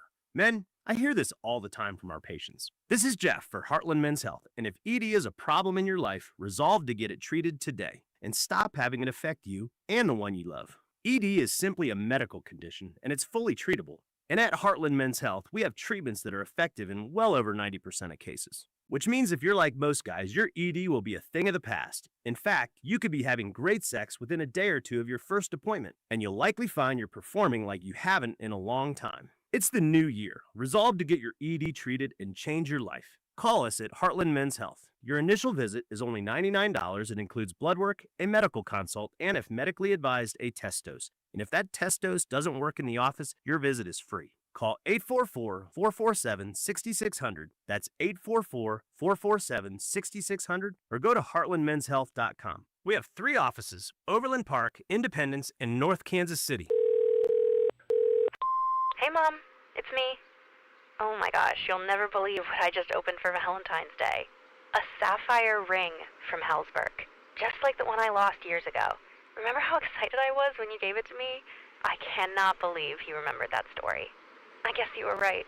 I really found the one. This Valentine's Day, create a moment that means something with up to 40% off gifts at Hellsberg. Shop in store or at hellsberg.com. That's another amazing run by Team USA. Mom, think I'll be on Team USA one day? Well, I'll take this one. what? Are you speaking to us? Yes, And to answer your question, anything's possible, especially with Xfinity. So, I can be the best snowboarder ever? Well, I can't guarantee that, but Xfinity can guarantee that your internet price won't change for 5 years. Okay. What if I practice every day? Then maybe you'll be snowboarding for Team USA at the next Olympic Winter Games. And Mom, you'll still be paying the same price for Wi-Fi. Ooh, really stuck the landing there. It's the Xfinity Gold Medal Celebration. Now through February 22nd, get our best price on gig Wi-Fi for 5 years guaranteed, just $50 a month. Plus, get Peacock Premium included for 2 years. That's a $10.99 value per month. Xfinity. Imagine that. Proud partner of Team USA. Restrictions apply. Requires paperless billing and auto pay with stored bank account. Taxes and fees extra. Actual speeds vary. A KFC tale in the pursuit of flavor. The Colonel despised the word empty. Empty plates, empty tables, empty stomachs. That's why he made the KFC $5 bowls, like the famous bowl. Creamy mashed potatoes, crispy chicken, corn, gravy, and cheese. Because the only empty the Colonel liked was when you reached the bottom of that bowl. The Colonel lived so we could chicken. 5 KFC bowls for just $5 each. Prices and participation may vary. Taxes, tips, and fees extra. I'm Piera Palazzolo, VP of Digital Marketing for the American Management Association, a company focused on the management training skills needed to enhance the careers of business professionals. We did our research when it came to the best companies for website development and chose AmericanEagle.com. And we couldn't be happier. AmericanEagle.com worked closely with us to understand the front and back end requirements needed to launch an e-commerce website that could handle the complexities of running thousands of seminars nationwide. Our robust new website and improved SEO saw immediate increases in site traffic and web revenue. If you're in need of managerial effectiveness and success, visit our website at amanet.org. If you're in need of a website that provides an unparalleled consumer experience, I highly recommend AmericanEagle.com. Transform your business today. Dial 877-WEB-NOW1 for a free digital consultation with AmericanEagle.com. Here's your traffic report on 96.5 The Fan. We've got a stall Kansas side of things 70 eastbound out at mile marker 217. A little bit slow through there. Scoot to the left. We've got Grandview, a stall 49 southbound just past Red Bridge. Right lane blocked. In downtown 670 eastbound before 71. Left lane blocked. I'm down with traffic on 96.5 The Fan. You're listening to 96.5 The Fan from the DM Injury Law Studios. Mike's got this. Car, truck, or motorcycle wreck? Remember, Mike's got this. 816-888-7500. Mike's got this. This is 96.5 The Fan, your home for Chiefs football. All right, right now we're breaking down the Chiefs offseason. Coming up in about 30 minutes, Vahe Gregorian of the Kansas City Star is going to join us on the show. There were 11 people who did not vote for Bill Belichick into the Pro Football Hall of Fame. Vahe Gregorian is one of those people. He is going to come on the show, and he is going to explain to us the why he did not vote for Bill Belichick to be a part of the Hall of Fame. One person that has now been confirmed that he voted for him was Bill Poley, and he was on Sirius XM NFL Radio. Here's what he said. All right, thank you. I wrote this out, so I'm reading from the statement. I voted for Coach Belichick in the Hall of Fame selection meeting. The Pro Football Hall of Fame has confirmed that fact through the auditors of the selection process. Again, I'll state that I never said that I believe that Coach Belichick should, quote, wait a year, close quote, for enshrinement. This has been confirmed by the Pro Football Hall of Fame, numerous selectors who were in the room, and my vote for Coach Belichick. As a Hall of Fame member and selector, I realize the import of what we do. I've always tried, as a selector, to make these difficult choices with the utmost of objectivity.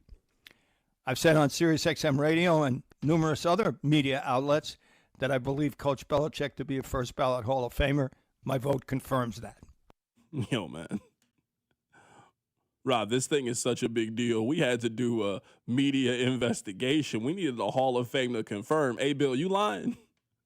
Because you remember, at first, he told our guy, Verderam, that he unequivocally voted. Another reporter called him, and then he said he couldn't remember. So we're all sitting there like, hey, man, somebody lying. Well, we now got the truth. The Hall of Fame had to come out. They had to put the fire out. Yes, Bill Polian voted for Bill Belichick. Now, we only know one person who didn't vote for him. There were other people. There were 11 people. You needed 40 votes. He only got 39 votes. Vahe's one of those people. He's going to be on the show. Would love to hear his reasoning. Love to hear his rationale. Love for him to be able to come and get his thoughts out on what happened, the controversy, and everything that has transpired over the last couple of weeks. I mean, at this point, everybody has offered up their opinion on what happened. One person who was also in that room, Armando Salguero, he is the Miami representative of the Hall of Fame voting. Here he is. He was in the room when this happened. I knew that he would need a presentation because I also presented him in the subcommittee, in like the coaches subcommittee, and there was pushback on him at that front, even though he advanced from that particular subcommittee to the full selectors room. Look, the bottom line is there were people that said that they were uncomfortable with Spygate. There was one person who said outright, I'm not voting for him because of Spygate, period. And apparently at least 11 people joined him. So that was Armando Salguero. We have been on a media-wide hunt to figure out who these people are. We at least have one of these people, and they are going to be on the show here coming up in about 40 minutes to get his thoughts and get his opinions. So right now, we've been kind of doing a deep dive in the offseason. We're all kind of in that waiting pattern, waiting to see what's going to happen with the Kansas City Chiefs, waiting to see what's going to happen with the Kansas City Royals. We are just in a little bit of a holding pattern right now, so we're kind of taking a closer look at the offseason and everything that could potentially happen. We have Mike Giannetti on the show earlier today. He is with Spot Track. We get all of our contract information from him. He was talking about how the Chiefs are in a bad salary cap spot. It's a bad time for the cap isn't real people out there, because it's real, and it eventually does come up to get you, and that's what we're seeing here, right, with the Mahomes stuff that has been pushed down the line a couple times here. He leads the league right now with a $78 million cap hit, and the Chris Jones contract, of course, is well front-loaded in this regard. So those two alone, Carrington, account for about half of this Chiefs salary cap when it's all said and done. So, like I said, plenty of ways to get out of this, but you know, you've got big time contracts for those players and Trey Smith and a few others, you know, the highest paid center in football. It's going to add up eventually, and you're going to have to massage it as needed to get yourself through another season. So I think once the Super Bowl is over, you are certainly going to see a handful of moves that the Chiefs are going to do to create a little bit of cap room and create a little bit of flexibility. It was very important for Mike Giannetti to at least ask him this question. Hey, you're telling us what the problem is. What do you think the solution is for the Kansas City Chiefs? Because there's fully guaranteed salaries for both Mahomes and for Chris Jones. So you push that down the line a little bit. I did the same with Trey Smith. And then finally, you can get out of this Juwan Taylor contract, which is going to save you $20 million of cap space right there. So those four moves specifically are going to free yourself up, you know, close to cap neutral here. And then it's about some tougher decisions about players you might have to move on from, maybe a trade or two, as we've seen Kansas City be pretty aggressive with in March. And like I said, some moves to continue to push this cap down the line. But really, it's addressing the 4 or 5 big contracts on your books, mostly players you want to keep around here for long term, and you can free yourself up to about cap neutral. And then it's about getting yourself to $30 million or $40 million for the draft and free agency. So that's Mike Giannetti of Spot Track. We're just going through some of the offseason potential moves for the Kansas City Chiefs. We talked about Mike Evans earlier as well. The reports are out that he wants to join a team that has a chance to compete for next year. And I think Kansas City is one of those teams that will be on his list. Before we talk about the pass rushers, one thing, Rob, that has surprised me a little bit as the show has progressed is how many people have texted in, are the Chiefs still contenders? Yeah. At least I still see them as contenders. I can't speak for anybody else, but I still certainly see them as a contending team. I don't think they're really that far off for this upcoming season. The Chiefs are going to be a very popular team that missed the playoffs to turn things around. I think they're going to be able to create enough salary cap to go out and make 1 or 2 moves. They have the 9th pick and the 40th pick. I think they'll maneuver, wheel, and deal. I don't think their quarterback's going to miss a substantial amount of time. I don't think the Chiefs are that far off. Like, if you're telling me that the New England Patriots won the AFC this year, Like, I could see a scenario in which New England misses the playoffs next year. So if you were telling me that this year's representative is the New England Patriots, yes, the Chiefs are still very much contenders in my book, at least. So when you say contenders, I want to make sure I understand what that means. Do you believe they are Super Bowl contenders? Because I think contenders is a pretty vague term. I think the Chiefs next year are probably what the Chargers were this year, like 10-7, 11-6. They will be competing for a division title and deep into the season. I'm not ready to say they can't win the Super Bowl just yet, but I'm with you. I don't see them as a Super Bowl title team right now. Are you? I agree. Right today, yeah. No, I'm saying is at the end of the offseason, like the moves that I project that they are going to make. I believe that when the Chiefs are in St. Joe, we will be talking about them like a team that can win the Super Bowl. Yes, I do believe that. I think there will be people talking about that. I don't know I will be one of them. Now, again, I want to see the offseason moves, but I think they are a wild card playoff team next year that will bump their head before they hit the Super Bowl. I think next year is a half step back to a step forward in 27. That's how I view 26. Now, let me ask you this then, because I think this is a very interesting topic. I know you feel this way.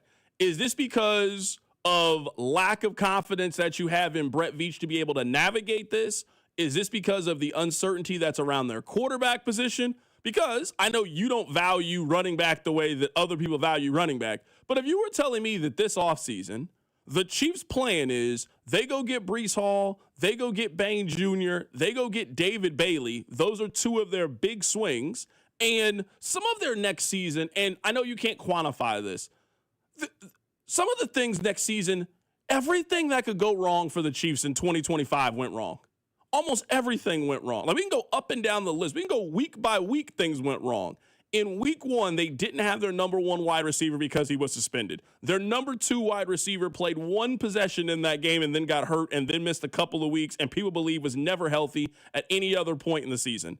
Their left tackle, their big addition last year was their left tackle, and that they had the position filled. He just missed a month of the season and then didn't play the second half of the season.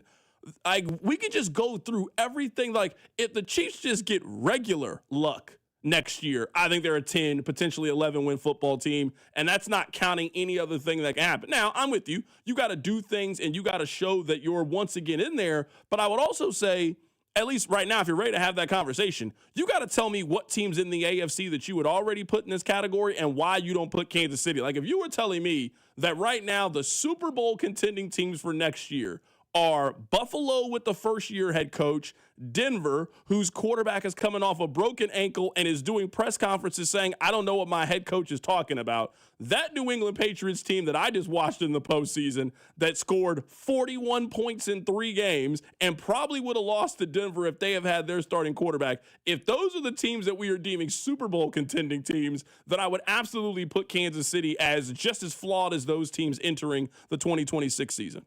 I would say I don't have them as a Super Bowl contender.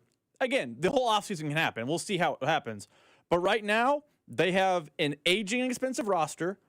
They are $55 million away from being cap neutral. Like, they can get there. It's not hard to get there, but they are the literal, if you were to rank them 1 to 32 best cap situations on January 29th, they are 32. They are dead last in best cap situations. You can overcome that, but you ain't overcoming it to get to number 1. You can only overcome it so much. I think they have major questions on offense and defense that can't be fixed in one offseason. I think their quarterback's health is a question. I know he's excited for week 1, and that's the plan. But if he's not ready for week 1, 2, or 3, is Gardner Minshew the plan? Is Jameis Winston the plan? How can you survive those games? I also think they play in the toughest division in football.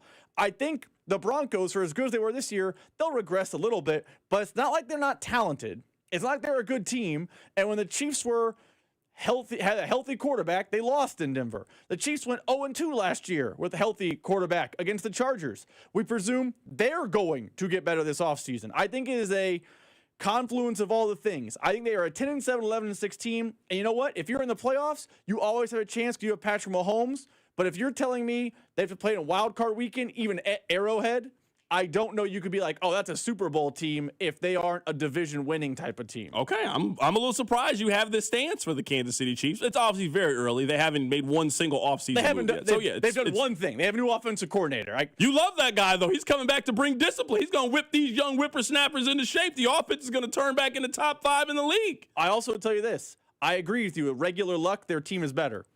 Do you think their team is better like, oh, man, they're back to 14-3, 15-2, or like 10-7? I think this is where you and I are on completely different sides because I strongly believe that them running the ball drastically transforms their offense in a way that you just don't think transforms their offense. I don't think in 2026, 2025, whenever, I don't think you can have a top 10 offense if you have the worst running back room in the league. I don't think they'll be great at running back next year. Hell, if you're the 11th best rushing team next year, I think that radically changes their offense. So I am going under the belief of I think they are going to be a significantly better run team, and I think that is going to open things up drastically on offense, and I think that is the only way that you can get back the old version of Patrick Mahomes. The old version of Patrick Mahomes for next year, coming off an ACL, cannot be the guy that the Chiefs are asking to do everything offensively for them. So you have to run the football effectively. You have to do these things. So I'm going into it with that belief, and that's where I am today. Text line 913-586-7965. I wanted to try to find this thing here. One thing I don't want to do this offseason, and I get it. It's the text line, it's the draft, it's trade, it's all of those things. What I don't want to do is for players that you don't think are worth it anymore, they are not now going for first-round picks to other teams. So like this text that we have right now. C-Dot, what if the Chiefs traded Chris Jones to the Jets for the 16th overall pick? Would you trade the 16th overall pick for a 32-year-old defensive tackle who got 6 sacks this past year and has what's Chris Jones' cap hit for next year? Just what would you guess? Just off the top of your head, Rob. I don't have the number. I actually was just looking it up. I want to know what his dead cap is too, because I don't know if this is a good deal for the Chiefs. I'm betting his cap hit is I looked it up. I have it right here. Can you imagine trading the 16th overall pick for a 32-year-old defensive lineman who had 6 sacks last year, who has a $44.8 million cap hit? Come on now. I'm sorry. You're not doing anything about the Chris Jones contract. There's nothing you can do. Oh, have you seen his dead cap? $64 million. He is an untradeable player. 100%. Not even the cap hit for the other team. The Chiefs are going to eat 64 to watch him be a Jet? No. He's a Chief next year. You just got to hope he bounces back. Yeah, I mean, there's some guys I'm not really willing to have the conversation about, and Chris Jones is one of those individuals. He will be on the team next year. Like, sometimes I think whenever we throw these numbers out there, like when it's like, oh, $95 million guaranteed, like, they got to pay that money out. Like, that money is guaranteed. Like, I would be like, oh, it's a sunk cost. Like, but it's still on the books. It's not like the one day they write the $95 million and now they're just done with the guaranteed money. No, they owe him a significant amount of money still. A significant amount. Now, I would say that this is probably the last year of Chris Jones on the Kansas City Chiefs, because after this season, they can just cut Chris Jones and they can get $19 million back in cap space. Now, they could restructure, move some stuff around. There's a million things they could do with Chris Jones' contract. But yeah, nobody is taking your 32-year-old declining defensive tackle and giving you a premium asset to go do it. I mean, think about who the Jets traded to get that pick. The Jets traded Sauce Gardner to get that pick. They traded a 24-year-old corner in his prime. They did that to go get Chris Jones? No, come on now. Chris Jones is on your team. He's stuck. Can you imagine trading Quinnen Williams to get older at the same position? To go get older. I mean, the Jets GM might be dumb. I don't think anyone's that dumb. That's the worst GM we've seen since that movie Draft Day, since the Jacksonville general manager. Remember him? That Jacksonville general manager, you know what he was doing. All right, there's 2 things I want to get your opinion on. Yesterday, you were talking to us about Jalen Phillips. You think Jalen Phillips is a big-time swing. Well, our good friends over at Pro Football Focus, listen to what they said. Injuries have plagued Jalen Phillips' career, so of course Rob is now all over him. But he looked closer to his best after arriving in Philadelphia ahead of the trade deadline. Very important to note, the guys you're going to be playing around in Philadelphia are not the guys you're going to be playing around in Kansas City. So yeah, they got enough dogs on that defensive line to take the pressure off you. They ain't really how Kansas City's D-line is set up. Right now, they have a contract projection for Jalen Phillips, 1 year, $15 million, $12.5 million guaranteed, and the contract comparison they had was Chase Young. You guys might remember Chase Young. Remember when we thought Lucas Niang was going to be so good because he played well against Chase Young that one time in college? That was a really fun time. Chase Young, he now plays for the New Orleans Saints. But yeah, Jalen Phillips on a 1-year, $15 million deal, $12.5 million guaranteed. I'm going to guess you want that contract. Sign me up. Sign me up today. That's fine. That's a fine deal. It's not earth-shattering money. It's a player that is more productive than any defensive end you have on the team right now. Maybe it's George Karlaftis is more productive, but they're similar. They're the Spider-Man meme. I would take 100% that Jalen Phillips contract. That is not my only move at defensive line, by the way. I don't view Jalen Phillips as a cure-all. He's not show up in town on that contract. That's their only big move in free agency if they go out and do that deal. This is why I don't think they're contenders. I don't know their 3-4 big moves are coming in free agency. I think it is going to be either Phillips or Hall or another, and then they're done, other than like the Mike Edwards type of depth moves. But yes, I think that should be their one move this offseason. If they make one big splash move, it should be to fix the fact their pass rush was me, you, and 32-year-old Chris Jones last year. Would you rather have Jalen Phillips on a 1-year deal or Mike Evans on a 1-year deal? Jalen Phillips. So it sounds to me like your offseason plan is Jalen Phillips plus you spend the 9th overall pick on edge. Bailey, Bain, whichever. Arvell Reese will be gone, but yeah. He might go number 2 overall. He might go number 2. I'll take alligator arm Ruben Bain, or I'll take David Bailey from Texas Tech. I will take them at 9. I will have Jalen Phillips, and I'll fix the defense, because as much as the offense was a problem last year, and I don't want to make it seem like the offense was some shimmering beacon of greatness, it wasn't like the defense was great. This was one of their worst pass rush years they've had under Steve Spagnuolo. You want to know why? They probably had the least amount of talent they've had at edge rusher under Steve Spagnuolo. I'm here to fix that. And if you were a person on the text line saying you got to trade Chris Jones, then you're probably a person thinking to yourself, they need more pass rush. How do you acquire more pass rush? With your premium draft pick and by spending money in free agency. And I am a proponent of doing that. We saw, not this Super Bowl, but last Super Bowl, the Eagles had a bevy of pass rush. And what did they do to the Chiefs? Humiliate them. For sure. They got elite pass rushers, though. Oh, yeah. It's possible David Bailey's that guy at 9. Absolutely. We don't know. I want them to take that kind of player. I want that, and I want Jalen Phillips. Because last year it wasn't just, hey, the Jalen Carter draft pick was leading the charge. They had a bunch of dudes. No, they got a bunch of guys. They've drafted incredibly well on that side of the ball.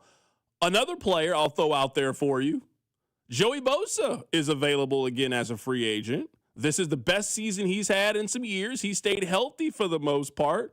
They have his contract projection on a 1-year, $11 million deal with $10 million guaranteed. So a 1-year deal on Bosa to come in and help the pass rush. Is Bosa a guy you're interested in? Because I would be interested in Bosa. If you're telling me the plan is you go veteran on the other side plus young guy, you and I sound like we're on the same page. I would love for them to go edge. I'd love for them to go D-line with the 9th overall pick. If that's your plan at D-line, along with Karlaftis, along with Chris Jones, that's not a terrible plan on the D-line for 2026. I would not dislike Joey Bosa. I don't know that Bosa would sign in Kansas City. He's kind of talked about how he dislikes the Chiefs, but that's neither here nor there. I would take him. I want a veteran edge rusher, and I want a edge rusher at 9. I'm going, as much as you're going to talk about Breece Hall and running back, and I actually don't disagree with fixing running back. I just think when you have a limited amount of resources to fix these things, I would use what you have available to fix the more pressing matter. And I think you can find more valuable running backs round 2, 3, 4, 5, 6, 7 than you can edge rusher. So Bain, Bailey, and then Bosa or Phillips, and I am happy with the Chiefs offseason, assuming a Rico Dowdle, a Javonte Williams, and maybe a Emmett Johnson type also come to Kansas City. That is fixing a lot of your problems. Text line 913-586-7965. CDOT, the Chiefs don't sign injury-prone players. You can move on from both of those clowns. You mean the team that signs Juju Smith-Schuster and Hollywood Brown, they don't sign injury-prone players? I also think this is one of those things. Everybody's going to tell me they need pass rush, but if you don't think the Chiefs are spending big-time money on pass rush, there is a reason why you are available if you can legitimately get after the other team's quarterback. Those are not guys that just hit free agency. Those are guys like George Karlaftis. Say what you want about George Karlaftis. Players like him don't even hit free agency.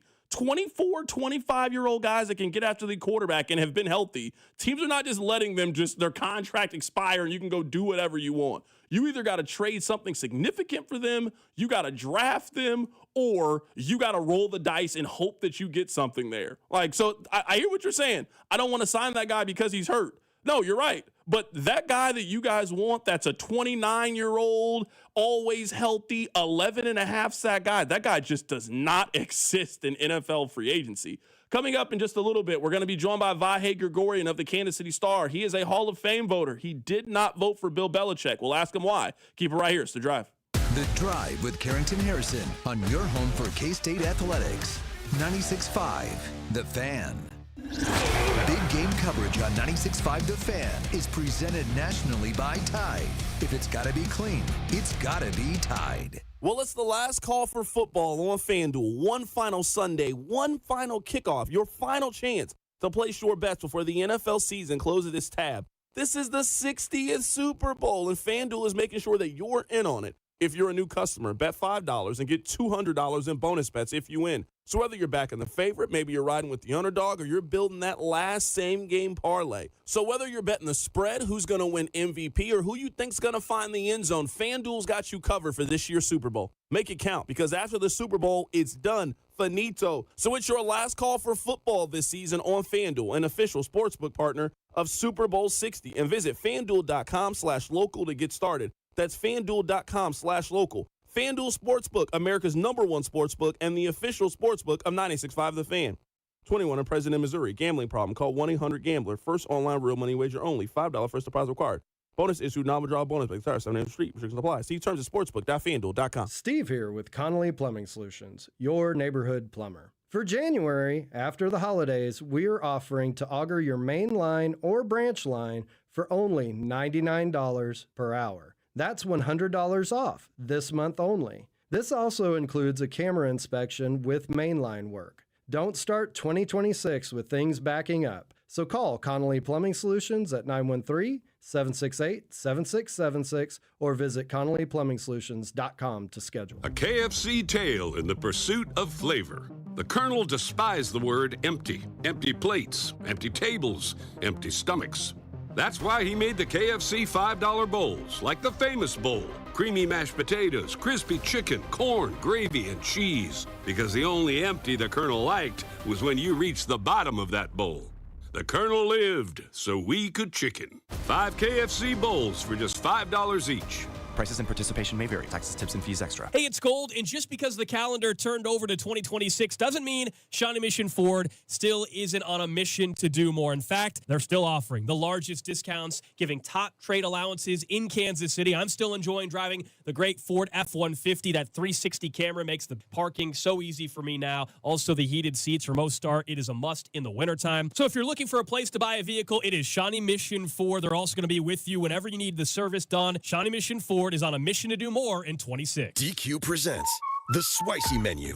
For a limited time, try the new Flamethrower Chicken Strip Basket for $6.99 with spicy, bold strips that heat you up. Served with a side of famous DQ Soft Serve as a dip to cool you down. That's right, dip those spicy chicken strips right into Soft Serve. Plus fries and toast, all for just $6.99. And add a new pineapple lemonade sparkler or cooler made with tahini. It's the limited time only Spicy Menu. Get it delivered in the DQ app. Happy, tastes good. Participation may vary. Did you hear? Allstate car insurance now costs even less. So when you bundle with home, you can save even more. Check Allstate first to bundle and save with a new lower auto rate. You're in good hands with Allstate. Not available in every state. Only applicable for new auto insurance business. Rates will vary by several factors, including how you purchase the policy. Potential savings may vary. Allstate North American Insurance Company and Affiliates, Northbrook, Illinois. You're still grooving, still connecting, still loving, still turning up, still thriving. You still got it, but your immune system, it weakens as you age. That's where vaccines come in. They help train and strengthen your immune response to fight off respiratory illnesses like flu, pneumococcal pneumonia, RSV, or COVID-19. Ask your doctor or pharmacist which vaccines you need. Book in minutes at VaxAssist.com. Sponsored by Pfizer. Man, if your stream isn't as strong as it used to be, or you're taking more breaks to the bathroom than the last 2 minutes of a televised football game, There's another timeout. We'll be back after this. it's time to get checked. An enlarged prostate, or BPH, could be the cause. And Kansas City Urology Care is here to help. Fast answers, trusted care. Don't wait. Come see Kansas City's largest, most experienced, and most advanced urology team. Visit kcuc.com today. At KCUC, you see the best in KC. Oh, hello. It's me, the calculator that lives inside of TaxSlayer. I love numbers. Like 100, as in 100%, as in TaxSlayer's 100% accuracy, guaranteed. And 0, as in $0, as in it costs $0 to file and get the refund you deserve with TaxSlayer Simply Free, if you qualify. Simply Free is available to a limited number of taxpayers with age, income, credit, and deduction restrictions. See TaxSlayer.com for eligibility requirements. TaxSlayer. File fearlessly. DQ presents the Spicy Menu. For a limited time, try the new Flamethrower Chicken Strip Basket for $6.99 with spicy, bold strips that heat you up. Served with a side of famous DQ soft serve as a dip to cool you down. That's right, dip those spicy chicken strips right into soft serve. Plus fries and toast, all for just $6.99. And add a new pineapple lemonade sparkler or cooler made with tahini. It's the limited time only Spicy Menu. Get it delivered in the DQ app. Happy, tastes good. Participation may vary. Chiefs coverage brought to you by Park & Go, the best deals on airport parking. Heading out of town this winter? Snow, ice, and cold temps are stressful enough. Airport parking shouldn't be. Park & Go makes it easy with online reservations, fast free shuttles, and all spots are covered to keep your car protected from winter weather. Reserve your spot today at bookparkandgo.com. Rob Sight Ford, KC's Ford volume leader and top rated on Google. 135th and State Line. Rob Sight Ford, your 2025 Ford volume leader. Top rated on Google with 4.8 stars and 3,000 plus reviews. The best selection, best prices, and Kansas City's best customer service. Visit Rob Sight Ford at 135th and State Line. Buy right, save big, and drive home a winner. Only at Rob Sight Ford. Here's your traffic report on 96.5 The Fan. New problem, Oak Grove, big backups. It's going to be 70 eastbound just past exit 24. BB Grain, it looks like. A scoot to the right through here. It's still going to be very heavy, but the right is where you need to be. Blue Springs, just before that, 70 westbound at 7 Highway. That's a stall. New problem in Independence, 2-car crash, 435 southbound at Truman. I'm Val with traffic on 96.5 The Fan. Hey, it's George Karlaftis from the Kansas City Chiefs. Welcome to The Drive with CDOT on your home for Chiefs football. 96.5 The Fan. Welcome back on to the show. Very excited to be joined by our next guest. He has written a piece for the Kansas City Star. The headline for the story is, Bill Belichick belongs in the Hall of Fame, but here is why I didn't vote for him. I'm sure by now you guys have heard the story.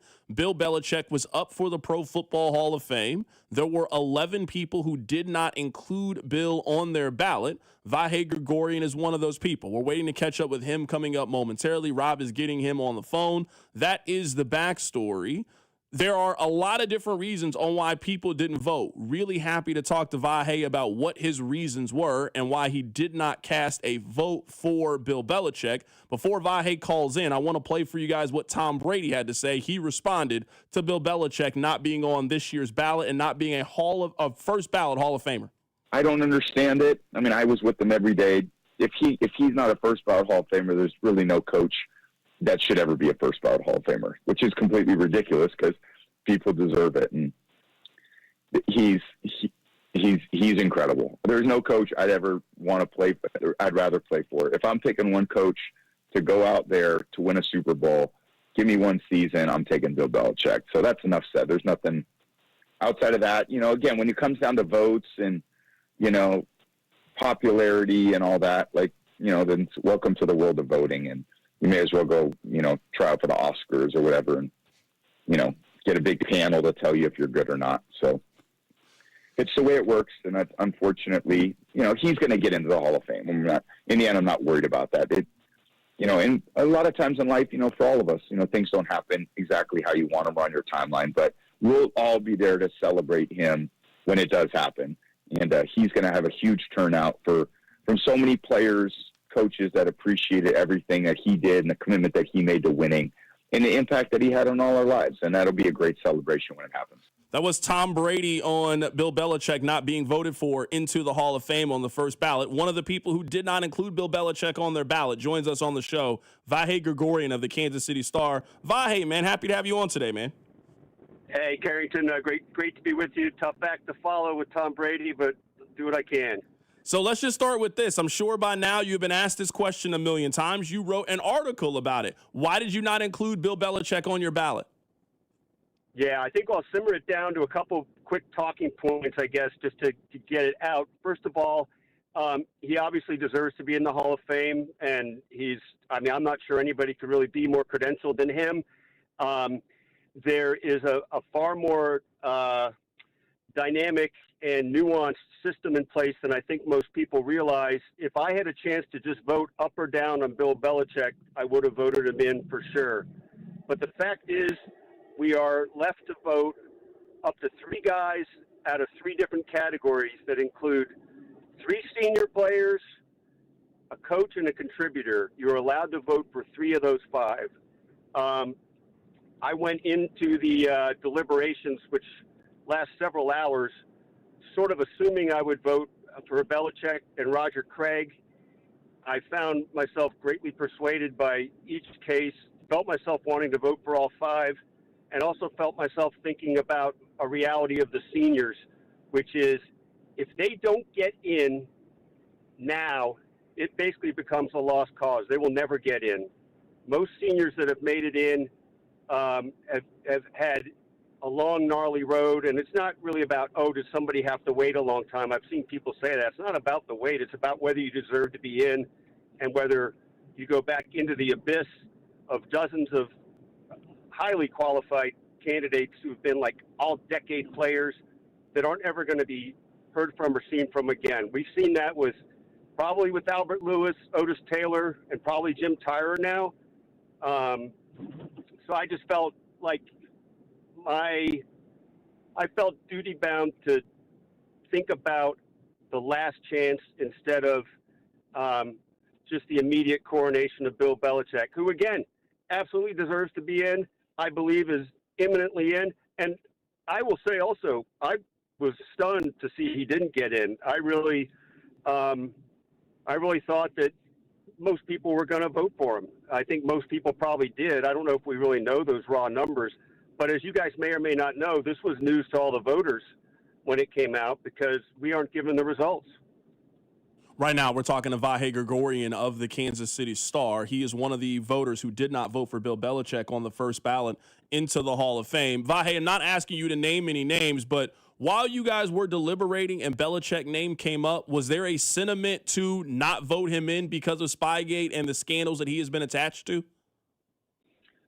I think I'm only able to say this. There was robust discussion about every facet of his career, but I will certainly say that I felt like the tide of the room was that, these things might be considered or talked about, but that he was not going to be denied entry this time. Vahe, when you were casting your vote, maybe subconsciously, how much of Spygate, how much of the scandals do you think played a part into it in your mind when it came to Bill Belichick? I can say with absolute sincerity and candor, I did not really think about that. I don't like that stuff. It wasn't impeding me from voting for him. And I think also there's a little bit of a myth that some people think, he was gruff with the media, and so the media, are showing him. I would be astonished if anybody thinks that way. Maybe I'm wrong. Maybe there's some pettiness out there I'm not aware of, but I guess I can really only speak to myself. Those things didn't hold me back. I think regardless of how you see those things, if you frame them in the broader context of what he achieved and who he is, it's a classic Hall of Fame case. Maybe one of the best ever. Again, not asking you to name any names here. Do you feel like there were other voters now that maybe you guys have had conversations or whatnot? Do you feel like that played a factor into it? Because I'm just guessing. This is just my assumption. It sounds like your reason is a very noble reason. Hey, I wanted to make sure that Ken Anderson got in. I wanted to make sure that Roger Craig got in. No one is worried about Bill Belichick getting in. At least it feels like some of the backlash to it, everybody doesn't have the same intentions that it appears that you had. I think it's a totally reasonable question. I don't know that I could get into it without betraying what I'm supposed to hold on to anyway. But I will just say I think it's very hard to read the cards at these tables because whatever people talk about isn't necessarily how. Like, I don't think often you're seeing people say, well, I'm going to die on this hill. I think people bring things up for discussion. I think you guys would be really impressed if you sat in on one of these meetings and saw the depth of the presentations, the free range of the discussions about on-field things, and I think both sort of the how well informed and passionate people are. But I don't often feel like, and I can't say I felt like in this case, that there was something going on where like somebody's trying to say, look, he can't get in because of this. I mean, I guess I shouldn't say anymore. But I would note that the ESPN story seemed to suggest a lot of those things, and not exactly sure ESPN could substantiate all that. Of course, I don't know who they spoke with anonymously. Right now, we're talking to Vahe Gregorian. He is one of the people who did not vote for Bill Belichick on the first ballot. Vahe, I am very interested in this. What made you come forward? Like, you didn't have to say anything. I mean, all of the heat right now, really none of the heat is on you, and none of us will know unless you told us this. What kind of led you down the path to write this letter on why you didn't vote for Bill Belichick? You know, it's a great question, and I will say there's been enough dissent that I'm not sure that it's been healthy. But I do think dissent's important, and I do think the transparency is important. And I guess as much as I felt like, I had a sense of, my conscience was telling me to vote for those three. I guess my conscience was telling me, I see the outcry, I see what's going on here. It seems like I owe it to both the process and people that are interested to at least try to explain why. Now, as you guys know, sometimes people just want to be mad, don't really want to understand why, and I don't blame Patriots fans for being mad. I mean, there's some stuff that's a little much, but I get it. But I just thought it could do a few things that would be positive to try to cast some light on how one person thought about it.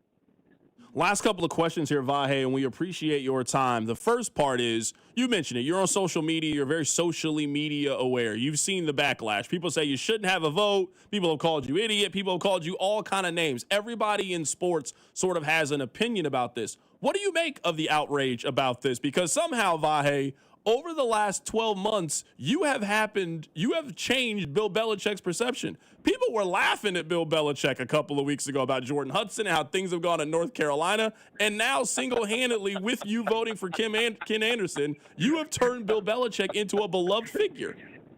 Well, I guess people just couldn't realize what the real goal was. No, it's pretty funny thought. He is suddenly, I think, a more sympathetic figure, I guess, in that sense. But I mean, all kidding aside, what do I think of how people have responded? I like I said before, I do. Part of when you state your opinion, right, and you guys go through this every day, is you want to create discussion. You do welcome dissent. I do think there's been some level of this stuff that I find bewildering and a little disturbing about as a statement on our society, but that. So be it. It does come with the territory to do this job, and it evidently reveals that there's a lot of passion about the topic. Last thing here, what change to the process you would make? Because I think a lot of people are asking the question, well, would you vote for Tom Brady? But the process of voting for a current player is different than voting for a coach or a executive in this context. Is there a change that you would potentially make to the process that would avoid you knowing Bill Belichick is a Hall of Famer, you feeling like he is a Hall of Famer, but also you feeling like you got to vote for Roger Craig because he will not get in if you don't vote for him? Yeah, I think that's a great question. And so let me give you a quick two-pronged answer, I guess, really. So the one thing that's, to me, an immediate fix that I think this really exposes is we can't have the apples to oranges thing of one of us, any voter trying to choose between a coach and a guy who played 30 years ago. I mean, they're not the same, and one comes at the expense of the other. It's just built that way. So I guess I would propose going back to a ratification of seniors as a whole separate matter, ratification of a coach, ratification of a contributor, each as separate matters. Up-down vote on a coach and contributor that get brought to the broader committee by subcommittees that do the early work. But you're 100% right about that distinction on modern players. It's modern player versus modern player. That's a tough thing sometimes anyway. But I think a guy like Tom Brady is the classic, the guy doing his presentation says Tom Brady, and that's a wrap. I mean, I think that's how that works. So it's a separate silo that I think works fairly well. I mean, I guess I could give that more thought, but right now I'm pretty consumed with this other part of it. That is Vahe Gregorian of the Kansas City Star. He is one of the Hall of Fame voters who did not vote for Bill Belichick in on the first ballot. Vahe, I got all the respect in the world for you, man. Appreciate you popping on today, my man. Hey, great to be with you guys, and always enjoy your work. Thanks a lot for having me. Absolutely. That is Vahe Gregorian joining us on the show today. I know that people are very upset at Vahe. Vahe is the absolute nicest person I've ever met doing this job. Absolute nicest person. I don't know a single person who does this that has anything bad to say about Vahe. Very interesting, though. I do have thoughts coming up on the other side. Let's continue to talk about it. This is the top story. His logic to me makes sense, even if I disagree with it. We'll talk about it more. Keep it right here. It's The Drive. You're listening to The Drive with Carrington Harrison. I mean, come on, guys. What are we doing here? On your home for Chiefs football, 96.5, The Fan. Here's your traffic report on 96.5, The Fan. Good news that Crash and Oak Grove has been cleared, but you're still heavy in the area because Blue Springs shows a stall 70 westbound as you approach 7 Highway. So very heavy again in that area. Downtown still working that stall. The wrecker is there. Left lane blocked. 670 eastbound just before 71. I'm Val with traffic on 96.5 The Fan. Midwest, winter 2026, Airman. Say, how's that utility bill? Even your level payment plan seems like it's tilting uphill? But wait, Airman here with some good news to re-level the playing field. Midwest Heating, Cooling, and Plumbing is now offering up to $1,400 in rebates on qualifying Lennox home comfort systems. But hold on, there's more. Midwest is also stepping up with 60 months 0% financing with approved credit. And the newest Lennox systems produce air that is more pure, run quieter, and are significantly more efficient. So much so that your new lower utility bill will seem like a late Christmas present. $1,400 rebate and 60 months at 0%. Now that's more like it. Go to MidwestHeating.com or dial 943-8787 for details. And as so many of your neighbors have for the past 7 decades, trust your air to the best. Midwest Heating, Cooling, and Plumbing. Hey, it's Rex here with RexBuysKC.com, your local KC home buyer. If you own a property in the Kansas City or surrounding area and want to sell it fast and at a fair price, write this number down. 816-330-6000. I'm a private real estate investor, not some hedge fund or large national chain. My family and I live right here in KC. I can pay cash and close on your timeline, even in as little as 3 days. Here at RexBuysKC.com, we're improving Kansas City one house at a time. I buy inherited houses, vacant houses, foreclosure houses, behind in payment houses, my tenant won't pay the rent houses, and properties that need complete rehabs. Do you own a house that's trashed and needs thousands of dollars in repairs? Great. If you own a house and want to sell it fast, call me at this number, 816-330-6000. That's 816-330-6000, or go to RexBuysKC.com. That's RexBuysKC.com, and I look forward to working with you. J. Rieger & Co. Oh, so good. Quality crafted in Kansas City. J. Rieger & Co. Straight Bourbon Whiskey. Winner of Best Craft Bourbon at the 2025 Ascot Awards. At 90 proof, it's rich, well-balanced, and oh, so good. Quality crafted in Kansas City. Hey, Royals fans, it's Vern, and the Hot Stove Show is back Thursday night starting at 6 o'clock right here on your home for Royals baseball. 96.5 The Fan. KFNC FM and AM, HD1 and HD2 Kansas City, an Odyssey sports station. All right, I thought that was really interesting stuff from Vahe Gregorian of the Kansas City Star. I also understand, I'm seeing a lot of people on the text line like, who cares? Talk about something else. I hate to tell you, there ain't really a whole lot going on right now. I wish I could give you better answers. The Chiefs are not doing anything. The Royals are not doing anything. We're in the week in between the Super Bowl. There ain't a really lot popping right now. Like, this is the number one story. I'm sorry to tell you. I disagree with Vahe, but the logic that he is explaining does make sense to me in the context of things. I don't know the term for it, but I remember there was this episode of Law & Order, and this is like a weird comparison, but they were talking about how there was a crime that was being committed, and the expectation was that somebody else was going to call the cops. But in the end, nobody ended up calling the cops because they believed that the next person was going to do it. Listening to Vahe, it sounds like his rationale to me was this. I'm not worried about Bill getting in. Bill's going to get into the Hall of Fame. I don't think that Vahe for a minute thought that there were going to be 11 other people that were going to be in the exact same boat that he was in. So it sounds to me like his logic was, Bill doesn't need to get all 50 of these votes, so I'm going to take my vote that Bill would get and let me give this to Ken Anderson. I'm going to take the vote that Bill was going to get, and I'm going to end up giving it to Roger Craig because without me, these guys cannot get into the Hall of Fame. These guys have exhausted the current player side of things and now can only get in on this other side of things. Now, I think this poses other questions. I do think a conversation is, at what point do you just quite simply come off the ballot and this is no longer a conversation? So somebody that I love, for example, in Torrey Holt. Torrey Holt has been a finalist now 7 times. How many times do we need to have the same argument about Torrey Holt before Torrey Holt is just not an eligible person that you can vote for anymore?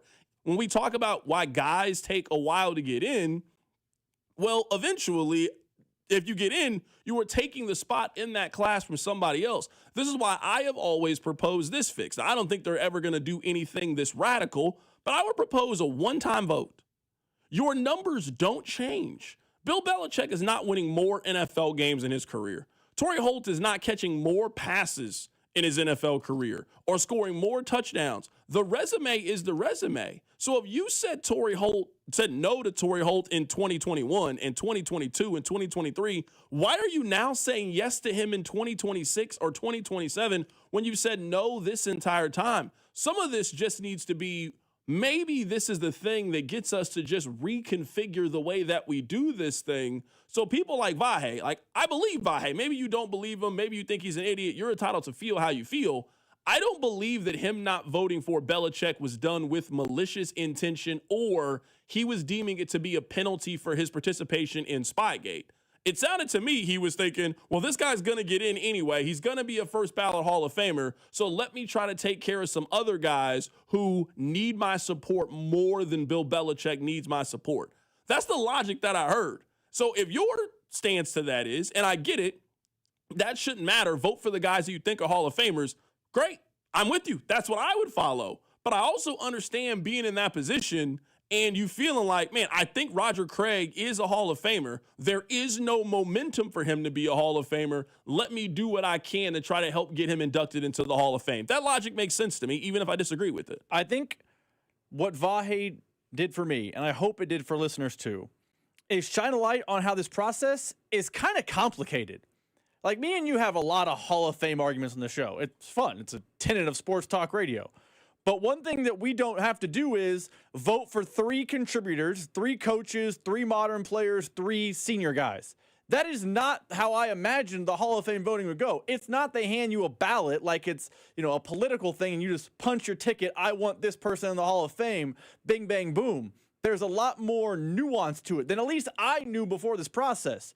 So I think if nothing else, and you can disagree with Vahe, I know, Carrington, you do. If you're listening, disagree with Vahe, that's fine. I can't disagree with Vahe. But the thing is, honestly, though, I'm sorry to cut you off. With the process, though. But Vahe disagrees with Vahe. Vahe thinks that he is a Hall of Famer. So if you think someone is a Hall of Famer and you don't vote for that person, what do you do in that scenario? But it sounds to me, which I think is fair, Vahe thinks that more than 3 people on that list also deserve to be inside the Hall of Fame.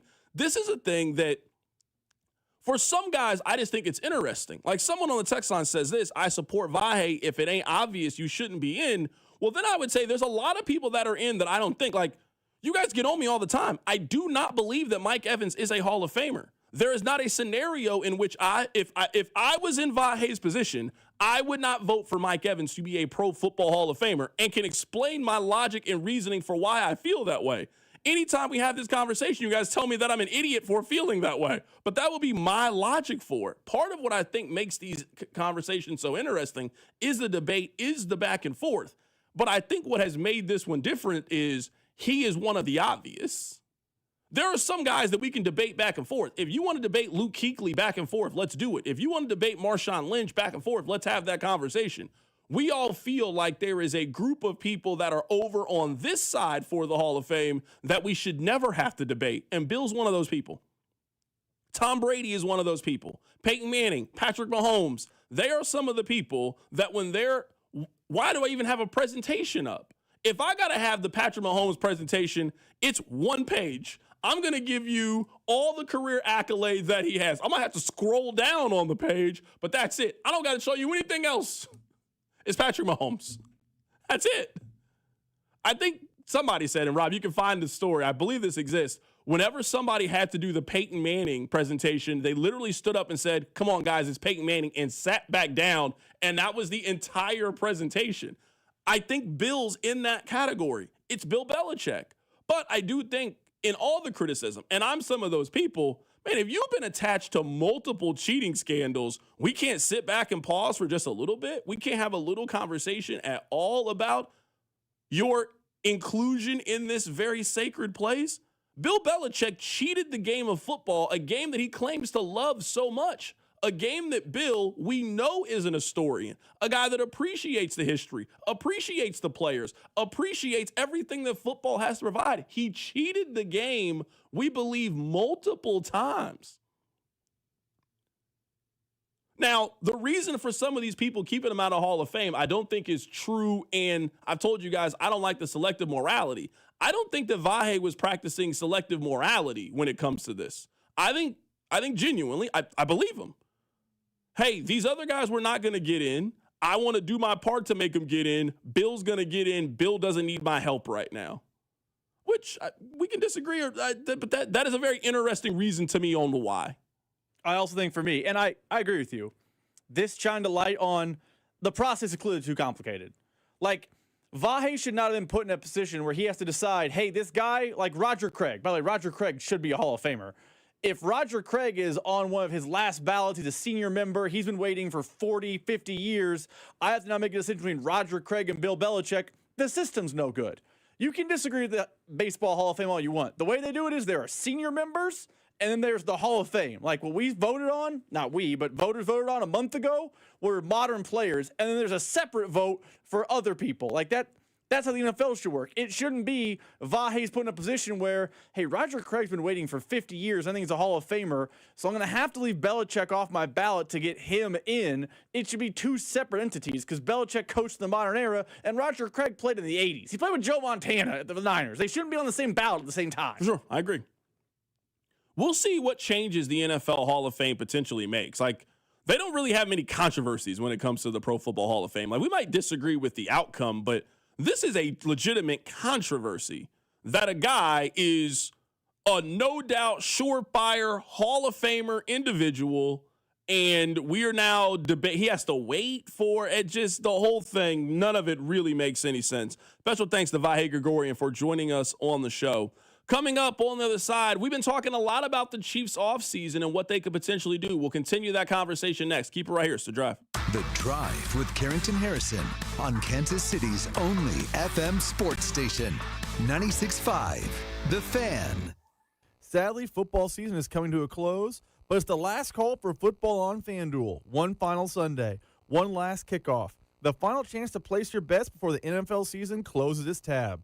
This is Super Bowl 60, and FanDuel is making sure you're in on it. If you're a new customer, bet $5 and get $200 bonus bets if you win. So whether you're backing the favorite, riding with the underdog, or building one last same-game parlay, make it count. Because after the Super Bowl, the season's over, and football is done. Last call for football on FanDuel. an official sportsbook partner of Super Bowl 60. Visit FanDuel.com/local to get started. That's FanDuel.com/local. FanDuel Sportsbook is the official sportsbook of 96.5 The Fan. 21 and present in Missouri. Gambling problem? Call 1-800-GAMBLER. First online real money wager only. $5 deposit required. Bonus issued as non-withdrawable bonus bets that expire 7 days after receipt. Restrictions apply. See terms at sportsbook.fanduel.com. Did you hear? Allstate car insurance now costs even less. So when you bundle with home, you can save even more. Check Allstate first to bundle and save with a new lower auto rate. You're in good hands with Allstate. Not available in every state. Only applicable for new auto insurance business. Rates will vary by several factors, including how you purchase the policy. Potential savings may vary. Allstate North American Insurance Company and Affiliates, Northbrook, Illinois.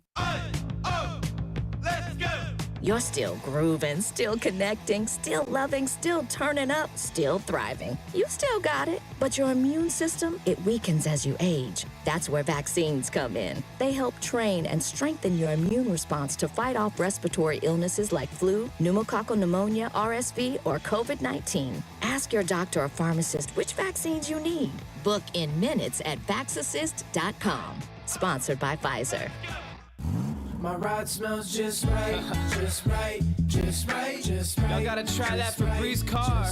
Just right, just right, just right. Yeah. La la la la la.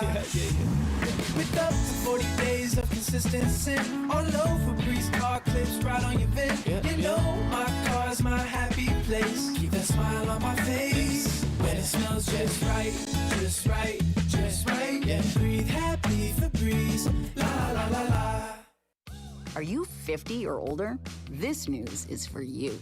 The CDC recommends you get vaccinated against pneumococcal pneumonia. Even if you're healthy, your age puts you at risk. People 50 or older are over 6 times more likely to be hospitalized with pneumococcal pneumonia compared to adults 18 to 49. Just one shot can help protect you. Learn more and schedule at VaxAssist.com. That's VaxAssist.com.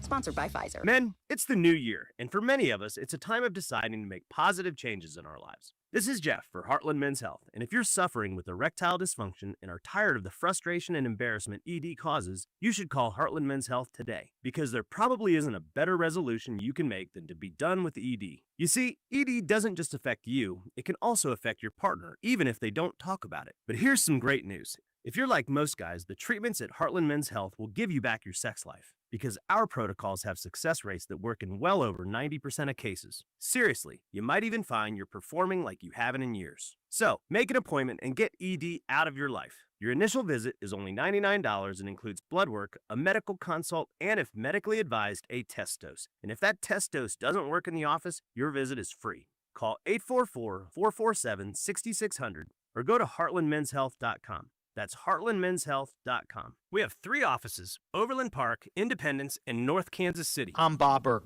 founder and chairman of Burke America Parts Group, a family of brands that includes RepairClinic.com, an appliance and HVAC parts solution company that's grown into an international brand. Before AmericanEagle.com, we partially launched a new technology platform developed by another firm. American Eagle helped take our technology to a whole new level with digital marketing, software development, and business insights into our key markets, appliances, HVAC, and outdoor power equipment, and did so both on time and on budget. AmericanEagle.com has the resources, experience, and talent needed to produce solutions. Our new technology platform, developed by AmericanEagle.com, has produced tremendous results with higher traffic, conversion, engagement, and online revenue. If you have any home repairs you need to take care of, check us out at RepairClinic.com. If you need a world-class website or technology project, then I would highly recommend AmericanEagle.com. Call AmericanEagle.com at 773-NETWORK. That's AmericanEagle.com, 773-NETWORK. When the weather gets cold and you don't feel like getting out, nothing warms you up like Smokehouse Barbecue. From burnt ends to hickory pit beans and everything in between, Smokehouse Barbecue hits the spot every time. And the best part is you don't even have to leave the house. Smokehouse Barbecue can deliver right to your door or have it hot and ready for easy pickup. So visit one of their 3 locations in Independence, Gladstone, or Zona Rosa, or order online at smokehousebbq.com. For over 35 years, locally owned and family operated, it's Smokehouse Barbecue. Here's Here's your traffic report on 96.5 The Fan. This was brought to you by DM Injury Law. Mike's got this. We've got a couple of problems right back to back. 70 westbound, the on-ramp from Nolan. Be prepared to tap your brakes. And then 70 westbound just past Lee Summit. That's a stall blocking the right lane. Huge backups. Let's see. 435 northbound just past 70. It is the left lane blocked. I'm with traffic on 96.5 The Fan. You're listening to 96.5 The Fan from the DM Injury Law Studios. Mike's got this. Car, truck, or motorcycle wreck? Remember, Mike's got this. 816-888-7500. Mike's got this. Hey, it's Trey Smith from the Kansas City Chiefs. Welcome back to the Drive with C-Dot on your home for Chiefs football. 96.5 The Fan. I will say this, and we don't got to spend a whole lot of time on this. This is just a little tongue-in-cheek. I would say there's like 5 times a year that I don't know if you can make everybody happy. Rob, let me explain. We can't talk about EB anymore. We talk a lot about EB over the last couple of weeks. I get it. You guys are tired of hearing about EB. There's no Travis Kelce update.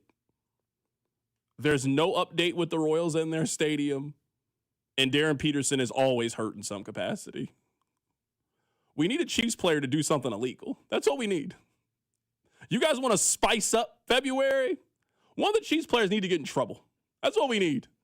You can always count on that. That's what we need. We need a Chiefs player to do something illegal. And also, I think we got to point out, I'm not really sure how exciting next week is going to be because I think there's a chance the Patriots get the beats.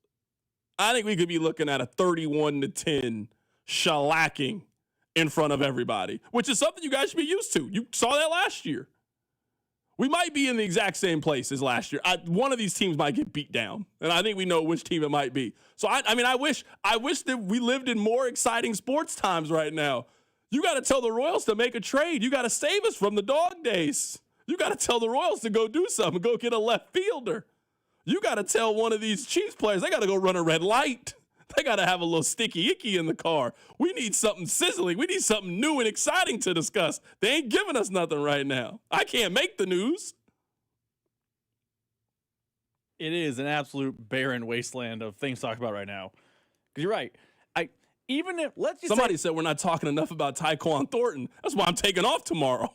That's exactly why. You guys want Tyquan Thornton news. I ain't got it in me. What should Tyquan Thornton do? Find a team that's willing to pay him is what I would advise him to do. You want to know why we've talked about Jerome Tang as much as we have?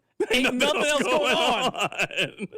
There ain't nothing else going on. I mean, I like getting my jokes off, but I do not like in our pre-show meetings like, Tang made another excuse, guys. Like, that's not what I want to talk about. Yeah. That ain't what gets me fired up every day in the morning. You know what we were doing last year this time? Discussing if the Chiefs O-line could hold up against the Eagles. Yeah, for sure. It was interesting. We didn't do this. You got to blame the football team. We didn't cause this scenario.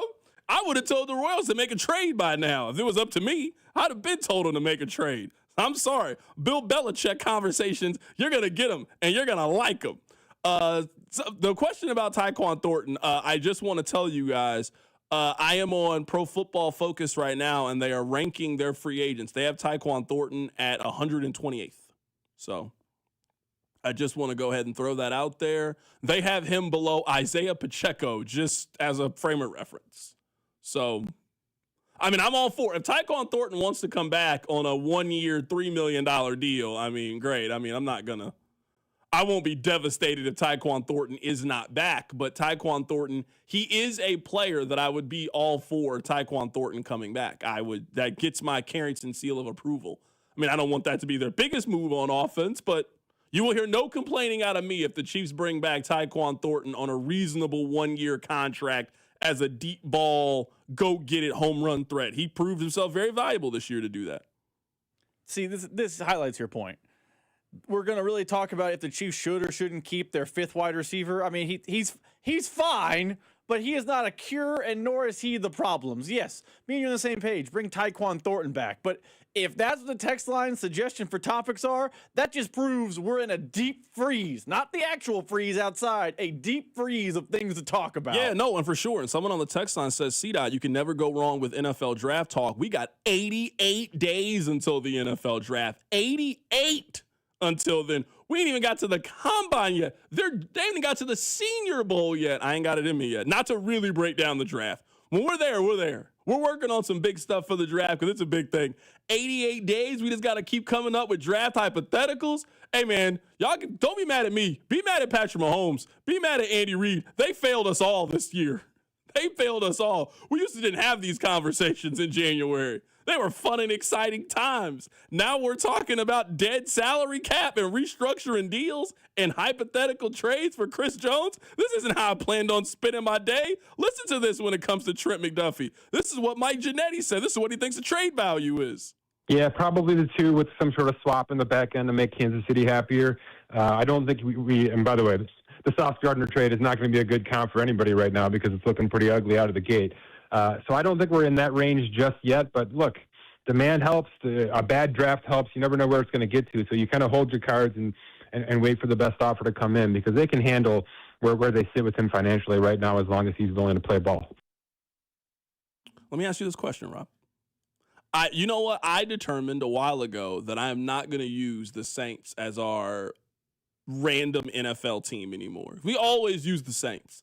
New year, new team. I decided I'm picking another team from the NFC South. I'm picking Carolina. You guys want to do something different? Fine. Let's do a trade hypothetical here. Carolina calls right now. They offer up pick 51 and pick 198. They offer up a 2 and a 6 for Trent McDuffie. Are you taking that trade? A 2 and a 6 right now for Trent McDuffie. They'll give you pick 51, so right outside the top 50, and they'll give you their 6th round pick for Trent McDuffie. That I'll even make it conditional, can be a 5th round pick for next year if you want to wait to potentially get a better pick. You take that right now for Trent McDuffie. Because I actually don't think that Trent McDuffie is going to be, to me, tomorrow if they announce a trade for Trent McDuffie, I don't think you get a 1 for him.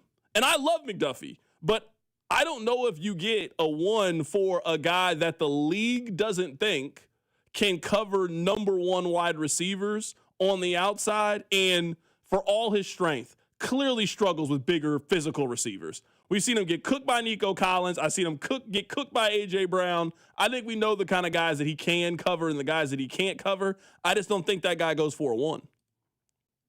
I'm sitting here really debating about that trade because that would mean I'm trying to rack my brain to remember what the Jalen Watson projection was. Because if you are going to do that trade, you are then turning around and paying 28-year-old Jalen Watson, right? Like, if you were to take the Carrington hypothetical Trent McDuffie trade, you have to then re-sign Jalen Watson, right? Because you cannot go into the draft with just Noel Williams. Like, I'm sorry. That's not good enough at corner.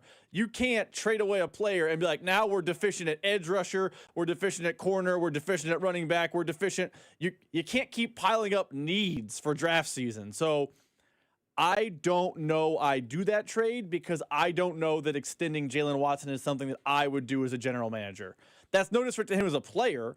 I think he's a good player, but I don't think at his age I'm looking to make him a long-term option at corner, so I don't know I make the Carrington hypothetical McDuffie trade. I'll take it one step further for a conversation that I don't think people are maybe ready to have about Brett Veach. What does it say about the way that Brett Veach is drafted that the most impactful player that he has drafted, you would trade for a 2nd-round pick? What does it say about that? Because Creed Humphrey is great. Creed Humphrey plays center. There's only so much impact you're going to have as being the best center in the National Football League. They don't run it enough or protect their quarterback enough for me to think that tomorrow, if you offered up some teams coming to give you the 17th overall pick for Creed Humphrey. Trent McDuffie is the most impactful player drafted by Brett Veach. And we think Brett Veach has done a phenomenal job in drafting. At least that was the perception before this year. And Veach we trust. What does it say about that we are not all running to the bank right now to give money to his best draft pick? I understand your point. I think it's a little bit unfair to Brett Veach, though, because so much of what trades are is about positional value. Creed Humphrey is the best player at his position, period, in the NFL. The problem is he doesn't play wide receiver or quarterback. He plays center. So no one in their right mind is trading a 1st-round pick for a center. I think you could argue. I think you could argue if we made a list right now of the 22 positions on the field, his best 2 draft picks are at the 19th and 20th best positions on the field. I mean, his best picks have all been under 11. I'll say that. Like, even I view Nick Bolton a lot differently than the text line, and that's fine. Middle linebacker is not one of the top 10 most valuable. I would agree. Right guard, not. Center, not. Like, those are his best positions. Rashee Rice is not a guy like that at wide receiver position of value. Josh Simmons is too young in his career to know what that is. I would also say another guy tomorrow in Rashee Rice. Tomorrow, if a team called you and made an offer for Rashee Rice, you would be upset at the offer that they would give you for a player who has never had 1,000 yards and has been in the headlines more on TMZ than he has been on ESPN.com or Sports Illustrated. I think you'd get way more from McDuffie than you'd get for Rice. Yeah, I agree. Like, I don't think it's close. But so and I'm not trying to, I think you would be offended at the offer you would get for Rashee Rice if he was truly available. Oh, 100%. I think it would look a lot like I think it might be less than what George Pickens was traded for. It's significantly less than George Pickens. Pickens was we didn't question whether or not if Pickens was a dynamic player or not. The question with Pickens was, could he keep his head on straight? Mm-hmm. I don't really know how good Rashee Rice is, to be completely honest with you. Like, I don't really know if anybody can tell you if they know how good Rashee Rice is. I can tell you how it was trending, how it was looking. And then he got hurt. Aside from when the Chiefs have essentially force-fed targets to Rashee Rice and manipulated their offense in a way where he's always in motion and those kind of things. I mean, when's the last time you felt like Rashee Rice, A, went out and dominated another top corner in the league, or you just felt like just took over a game? It's just been a while since that's kind of happened. He's not a crisp, dynamic route runner. He's not, I would say, a big play down the field guy, not really a contested catch guy. Like, I don't really know how we evaluate Rashee Rice. Like, I know we go back to the offseason, we were evaluating, like, if I made a list right now of where you would put Rashee Rice in terms of receivers, you could put him at 20 or 40. I think he's just somewhere in that wide range. No doubt he's a good player. I got serious questions on how great of a receiver he could be. I think it's fair to have those questions. If you are a person listening, you're like, hey, Rashee Rice is good. I don't know you're wrong.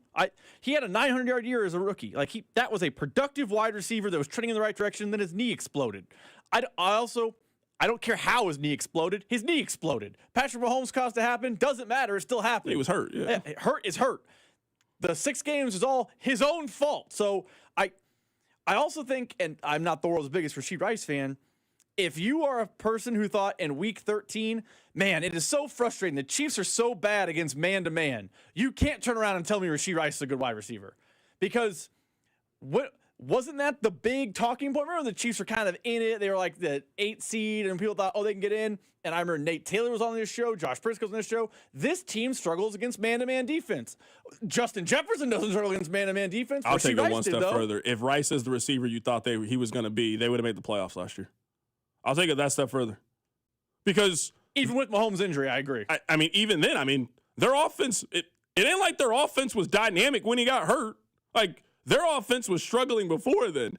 If the Chiefs had added a legitimate top 10, top 20 receiver to their offense for the home stretch, they'd have made the playoffs last year. They wouldn't have lost all these 50-50 games. Mahomes wouldn't have been running around like a chicken with his head cut off if they added that guy to their team.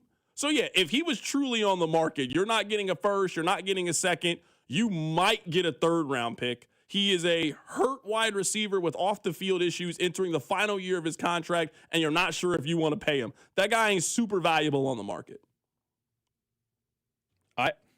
I think for as much as fans are excited to trade away Trent McDuffie, and it is odd to me the amount of Chiefs fans are like, yep, trade him. I think they have one valuable piece right now in a true trade scenario, which is Trent McDuffie. Yep. They have one true, legitimately, tomorrow, if you wanted to acquire more picks and think that you were getting anything of substantial value, they have one of those guys, other than Mahomes. They're not trading Mahomes. They have one of those guys that are currently on their team, and that is Trent McDuffie. There's nobody else on their team that I would say gets you back the value that you would potentially want where you think the trade would be worth it. That includes George Karlaftis. Like, tomorrow, if George Karlaftis was available, how much are you willing to trade George Karlaftis now knowing that there is a contract attached to him? I was saying and that's the part of this, too. I'm not trying to flip-flop back and forth here, but I think part of that, too, with this trade conversation is players that are most valuable for his trades are on their rookie contract. And the Chiefs don't have a lot of players on their rookie contracts. Like, think about a big-time trade in the NFL. Think of your A.J. Brown to the Eagles. Think of those type of trades. Those guys are generally on rookie contracts or at the waning end of their career. It's not, hey, Justin Jefferson at 27 got traded. That doesn't happen in the league. So part of it, too, is the lack of rookie contracts the Chiefs are carrying heading into 2026. I want to play this for you guys. This is Mike Giannetti. This is what he was saying a potential Travis Kelce contract could look like this offseason.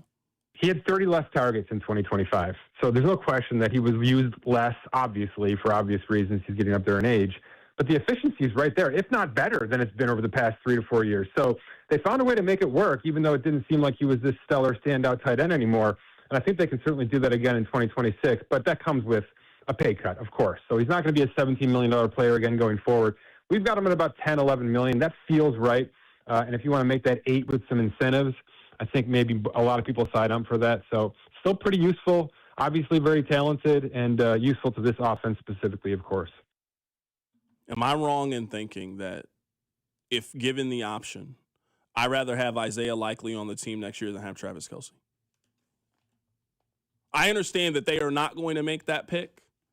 But I'm saying is if I am building a roster and I am looking at Isaiah Likely, who is 25 years old and I think has kind of been waiting to be that legitimate number one. You have to share that spot with Mark Andrews.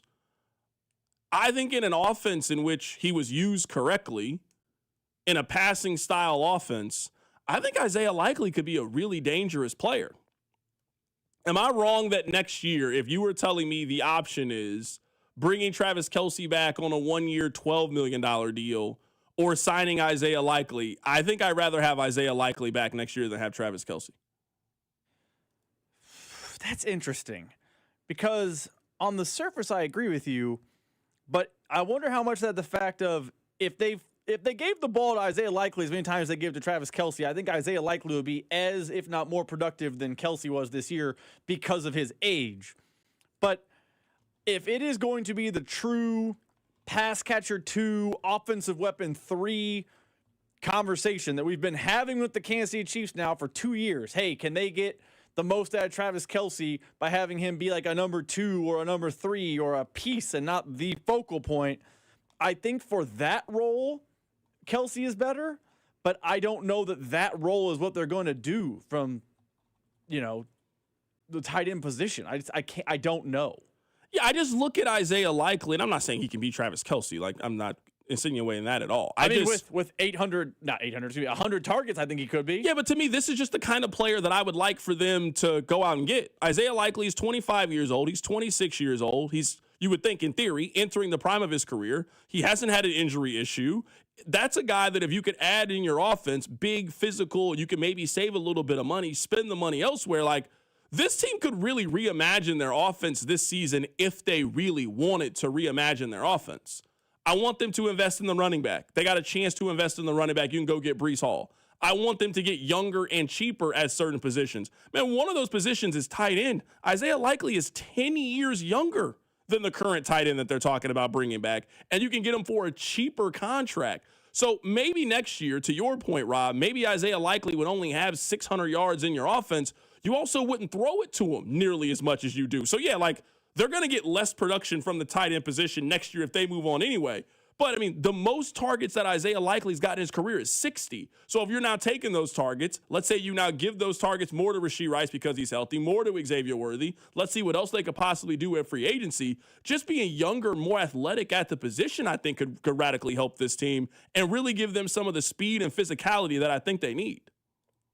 I think it is very clear in having these conversations with you, you are looking for a big body type of person. Like Isaiah Likely and Mike Evans are not the same caliber of player. Don't take that this way. Don't take this that way, excuse me. But you are clearly looking for that body type. Because Isaiah Likely he's not the 5'9" guy they keep targeting over and over again. I feel like you have a type this offseason. Like, you want big body guy, whether it be at tight end or wide receiver, and Isaiah Likely fits that category. I also do like about Isaiah Likely, he would be totally cool being a 60 catch a year guy because that's what he is right now. And you could get that guy for, I don't say pennies on the dollar, but a far lesser contract than you'd be offering Travis Kelce. Yeah, I'm looking at it right here. Someone says Isaiah Likely would cost more than Kelce. I don't think that's going to be the case. Now, if you're just going off the Spot Track projections, and I'm not going to make it seem like Spot Track never gets things wrong, They have the spot track projection at $9.1 million, and they think that Kelce is going to sign for 10, maybe a little bit more with incentives to be more. I think Isaiah Likely is going to sign for less money next year than what Travis Kelce is going to sign for in Kansas City. And again, you can get a guy who is a decade younger than the tight end that you also have. A big thing, at least for me, is to me, the Chiefs just need to be a more athletic and a much more physical offense. And I just don't think they were any of those things last year. They weren't athletic at running back. They weren't really athletic at tight end last year. And if you look at some of the separation numbers, they were one of the worst offenses and worst wide receiver rooms last year at being able to create separation. To me, those are the guys that I think they need to be going after. They need a home run hitter in the run game, not we're sitting here arguing whether 3.7 yards per carry is good or not. No, they need a guy that can take a 1st and 10 and turn it into a 2nd and 1, or a guy who can take a 2nd and 5 and get you 15, 20 yards where the play action is something you really got to respect. They also need, like, as great as Travis Kelce is, he's not running past anybody at this stage in his career. He's not breaking away from you at this point in his career. He has gotten really good at finding empty spots in the zones and manipulating it, getting his couple of yards, getting down, and moving the change, which is an incredible skill. Man, there's more athleticism than that at the position. That's another reason why I want Mike Evans. I know it goes contrary to what I've been saying. They just need a big physical receiver that you can trust. One of their issues in the red zone last year is, I mean, if none of your top guys have any explosiveness or can't create separations, how do you move the ball in the red zone when you don't have all the room to run around and speed and you can't create those mismatches? You either got to be more physical than the other team or you got to be more athletic than the other team. And there's not any of those things in the red zone. They do need a man beater. They need that guy that one-on-one, for a basketball analogy, he can go get you a bucket. Hey, it's breaking down. Let that guy go make a play. They don't have that. They were terrible against man, like to your separation point, just terrible against man last year, which is double infuriating when you consider the fact that, in theory, speed should help separation, and they have the fastest guy at the combine who can't separate from anybody. But if that means they need the jump ball DeAndre Hopkins type, just for a name they've used, I'm fine with that. They need a guy who can beat man-to-man coverage. They need a guy who can win one-on-one, and they have not had that the last 2 seasons. Yeah, I guess I would just disagree with this. Somebody on the text line says, Pat can't throw Mike Evans routes. You ain't giving him a person that can make Mike Evans kind of plays either. You haven't given him those kind of guys. Who is supposed to do that? Who on their offense can do it? I don't think Xavier Worthy is a great route runner. I don't put a lot of – I think a lot of the sentiment is, who do you put the down the field issues on? Do you put that on Mahomes or you put it on Xavier Worthy? Because I will continue to say this. If you think it's on Mahomes, you got to explain to me how he has better connection with Tyquan Thornton from the moment Tyquan Thornton showed up than in 2 years you've seen him have with Xavier Worthy. I don't think it's all on Mahomes. He does not look nearly as bad at the deep ball when he's throwing it Tyquan Thornton's way than when he's throwing it Xavier Worthy's way. I think the problem is their wide receivers, and I just don't think they're nearly physical enough. I don't think they create nearly enough separation than I think those guys can. Coming up at the top of the hour, we'll continue having the Mike Ginnetti conversation. Keep it right here. It's The Drive. The Drive with Carrington Harrison on your home for Kansas City sports. 96.5 The Fan. It's Brian Baldinger with the Journey to the Big Game, brought to you by Hyundai. After an incredible weekend of football, we're down to the final 2 teams that will face off in the biggest game of the season. Each team will have a chance to rest up and get healthy while we tune in to watch the biggest stars in the game compete in skill games and the annual All-Star events. Who will lift the trophy at the end of the season? Brought to you all by the all-new Hyundai Palisade Hybrid. Learn how it's so much more than just another SUV at HyundaiUSA.com. The new era of UFC on Paramount Plus continues. Live from Australia, featherweight champ Alexander Volkanovski. He is an animal. Defends his belt at home in an explosive rematch against Diego Lopez. You gotta be kidding me! And the always dangerous Dan Hooker. Yes. Throws down with powerhouse Benoit Saint-Denis in a high-action lightweight showdown. There's never been anything like this. Let's go. UFC 325, Saturday, January 31st, only on Paramount Plus. It's Brian Baldinger with the Journey to the Big Game, brought to you by Hyundai. After an incredible weekend of football, we're down to the final 2 teams that will face off in the biggest game of the season. Each team will have a chance to rest up and get healthy while we tune in to watch the biggest stars in the game compete in skill games and the annual All-Star events. Who will lift the trophy at the end of the season? Brought to you all by the all-new Hyundai Palisade Hybrid. Learn how it's so much more than just another SUV at HyundaiUSA.com. The new era of UFC on Paramount Plus continues. Live from Australia. Featherweight champ Alexander Volkanovski. He is an animal. Defends his belt at home in an explosive rematch against Diego Lopez. You gotta be kidding me. And the always dangerous Dan Hooker throws down with powerhouse Benoit Saint-Denis in a high-action lightweight showdown. There's never been anything like this. UFC 325, Saturday, January 31st, only on Paramount Plus. And Doug. There's nowhere I wouldn't go to help someone customize and save on car insurance with Liberty Mutual, even if it means playing in a football game. Boom! 42! You're going down, Doug. Oh, yeah? Your price on car insurance when you customize and save is going down. Hey! Limu? What are you doing on their team?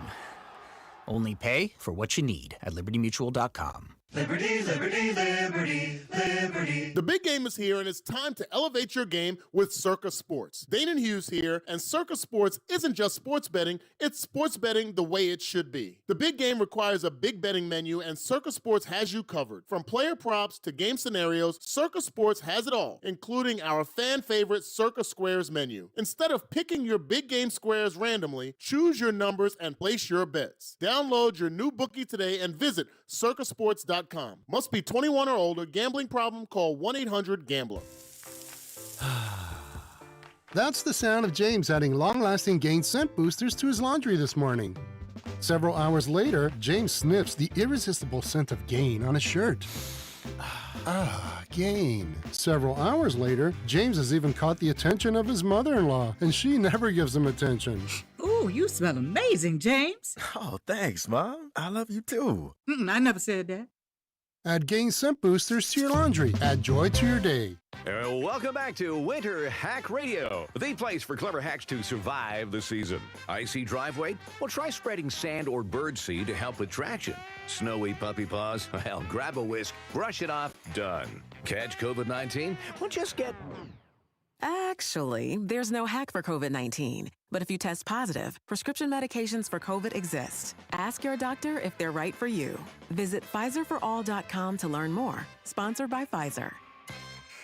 What if your instincts could pay off? With Robinhood Prediction Markets, you could put your sports IQ to work on the games you know best. It's not you against the house. It's you participating in a live market.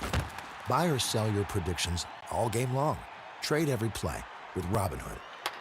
Visit Robinhood.com/predict. That's Robinhood.com/predict. Futures and cleared swaps trading involves significant risk and is not appropriate for everyone. Event contracts are offered by Robinhood Derivatives LLC, a registered futures commission merchant and swap firm. Get in the zone, AutoZone. Brian's headed to the basketball court, but he's sick of this check engine light. So he goes to AutoZone for the free Fix Finder service, Welcome to AutoZone. What are you working on today? where a friendly AutoZoner reads the light in just a few minutes and gives him a detailed report. No big, just a loose gas cap. And gets him to the court with a tight gas cap and tighter defense. The free Fix Finder service at AutoZone. No hassles, just help. Get in the zone, AutoZone. Restrictions apply. Here's your traffic report on 96.5 The Fan. This one brought to you by DM Injury Law. We've got a stall left lane blocked, 435 northbound at 23rd. You got to scoot to the right to get through here. Blue Springs, they say a stall, but I think that's a fender bender. Left lane blocked, 70 eastbound at Adams Dairy Parkway. I'm Val with traffic on 96.5 The Fan. This is your home for Kansas City sports. 96.5 The Fan.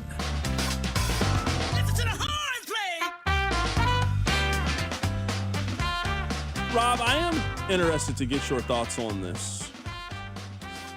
I want to play this audio for you guys, and then we'll get into the topic. Bill Self, he says that he expects Darren Peterson to show up to work on Saturday. That's good. That's good. I'm glad. I do.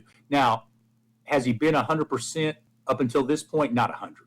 But we're off today. I don't see any reason why he won't be ready to roll Thursday and have a great day Thursday and Friday and be ready to go. I'm not going to say I don't care about the young man's health. I really do. I don't care if he's 100% or not. I don't know if he's ever going to be 100%. one of his NIL deals is the Theragun or Sharper Image. Okay, that's fine. Is he showing up to work or nah on Saturday? You guys got a big game, and he's telling me he's showing up to work. That's great. Rob, this is the biggest KU game, I guess, not against Missouri since when, you would say? I mean, this feels like a big game. College game day is there. It's Saturday at 3 o'clock. Number 1 overall pick versus the number 2 overall pick. 2 great freshman player. Like, I mean, I'm looking at the tickets right now. I mean, it's a $200 get-in. Like, if you've been to Allen Fieldhouse, you know those terrible seats up by the corner. I mean, they're good seats for, I mean, you can still see, but nobody wants to sit in the corner. They're not great seats by any means. It's $200 to sit underneath Wilt Chamberlain's banner for this game. Like, this is by far and away the biggest game that they've had. This is the biggest game in Allen since when? It's a good question. Based on ticket pricing alone, I would tell you that first time UConn came to town, that was a Friday night, 7 o'clock. UConn was coming off a national title. KU, I believe, was preseason top 5. That was before we found out Hunter Dickinson is just a mercenary, and we thought he could still be a player that time. Like, that was a team that a lot of people thought, I missed when you guys were excited about Hunter Dickinson. That was a great time. That was the window. Remember, he played. You guys were telling me Bill still had it because he got Hunter Dickinson. That was a great time. And he took on Donovan Clingan from UConn, and they came out of the gate hot, and that was when Kevin McCullough was still on the team. Like that, before he got, he did get injured, but people had questions about the legitimacy of his injury. Like, that's probably the last wow game. Houston's come to town a few times, and those have had some buzz, but this feels different. It really does. Different. This feels different. I mean, I don't want to sell AJ DeBansa like we know that he's about to turn into some phenomenal player. But, I mean, a freshman is coming into Allen Fieldhouse who is averaging 24, 7, and 4 and is shooting over 50% from the floor. This is an incredible player that is showing up to play at Kansas. And it's getting all the trimmings. So, Rob, tell me the story. KU has already had their 1,000th game, but they cheated with Silvio De Sousa, so they had to remove those games that he played in. So now they're celebrating their 1,000th game again at Allen Fieldhouse. What's happening? So here's my understanding. First off, calling it cheating is unfair. As we know, the Silvio De Sousa situation. How is it cheating? As we know, how is it unfair to call what they did with Silvio De Sousa cheating? Because the FBI, they played an ineligible player. The FBI claimed that they were a victim of circumstance. Got it. Okay, that makes sense. I don't know if we want to talk about how, when it comes to investigating college basketball, I've always said the federal government does an A+ job. Okay, that's fair. I think they're top of the line, creme de la creme. Okay, that's fair. KU was a victim of circumstance, and really, if they hadn't had Adidas working on their own accord with absolutely no one talking to them, Silvio De Sousa would have been probably eligible. But to my understanding, they had to vacate all the Silvio games. They had to vacate the Silvio wins. Which includes the Final Four got vacated. So now that's how I believe they end up at 1,000 games for this Saturday. Because it does feel a little convenient that it's game day, it's DeBansta, and the 1,000th game. It just feels a little bit too coincidental. But my understanding is it's 1,000 if you include the vacated games. Okay, all right. So this is their second 1,000th game celebration. College game day is coming in. You know they're going to pull in the stops. Paul Pierce is going to be there. I'm sure he's going to get recognized. The current number 1 high school basketball player he'll be is going to be in attendance. He's going to be sitting courtside next to Paul Pierce, taking in the environment. Mm-hmm. Something tells me he's then going to commit, and then all of a sudden his hamstring's going to stop working. We're going to run this back next year. I can't wait to do this with Tyron Stokes. I'm excited about it. Let me tell you what's going to happen with Tyron Stokes. He's going to have back problems instantly. He's going to commit, and then people like you are going to find the story of how he got in a fight with a high school kid and got kicked off the team at De La Salle out in California. That story is just waiting to come up for him to commit. That story is just sitting around waiting. It's okay. I mean, all right. I mean, that's fine. The kid he ain't permanently injured or anything. He's all right. He walked away from the fight, right? He is now playing on a different high school team. Okay, so yeah. I mean, all right. I'm not that worried about it. That's okay. I want to read this story to you before we get out of here. This is the headline right now on ESPN. You guys are going to be shocked to hear this story. They did a survey and they asked youth coaches why they stopped being youth coaches. Listen to this. Most of American youth sport coaches are feeling burned out and fed up with verbal harassment and abuse, mainly from the parents, according to a survey.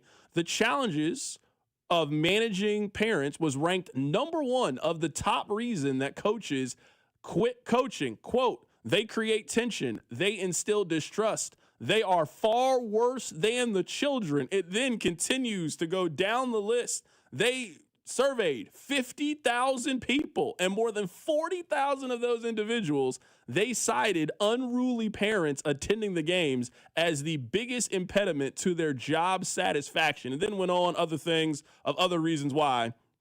40% of the people said that is why. You guys don't want to know what the officials said when it came to, they asked them the surveys of what happened for you to stop being an official.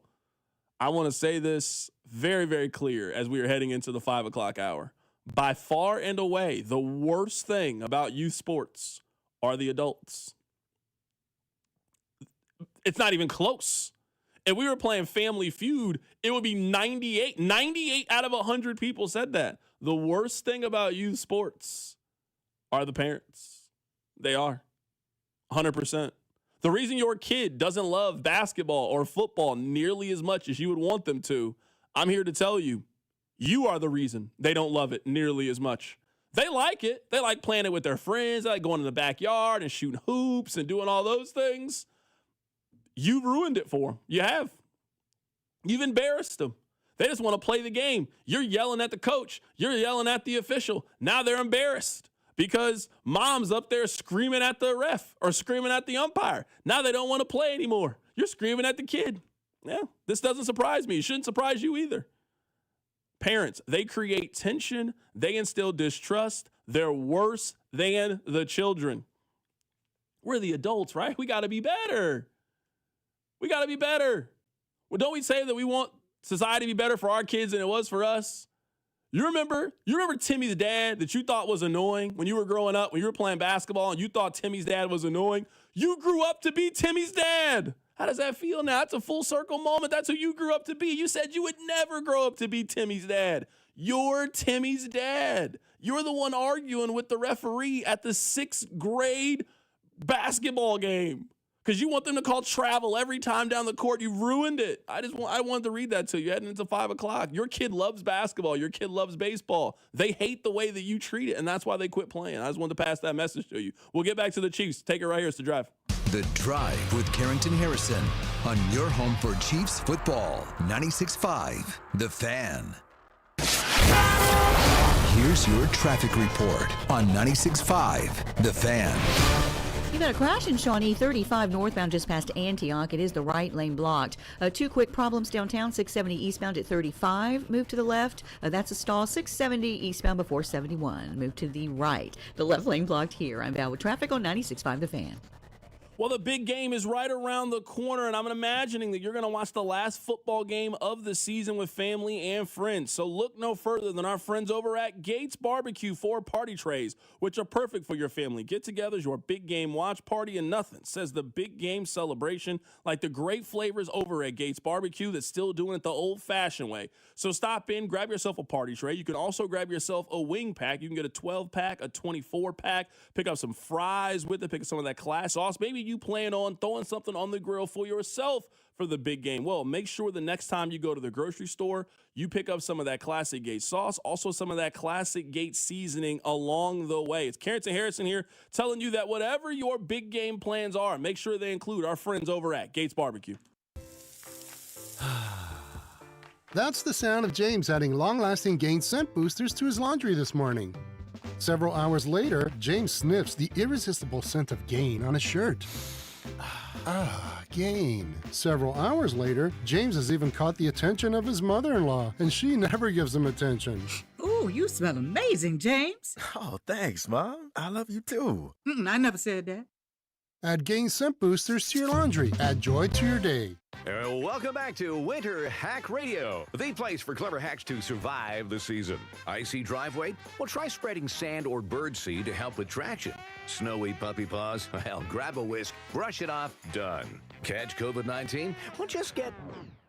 Actually, there's no hack for COVID-19. But if you test positive, prescription medications for COVID exist. Ask your doctor if they're right for you. Visit PfizerForAll.com to learn more. Sponsored by Pfizer.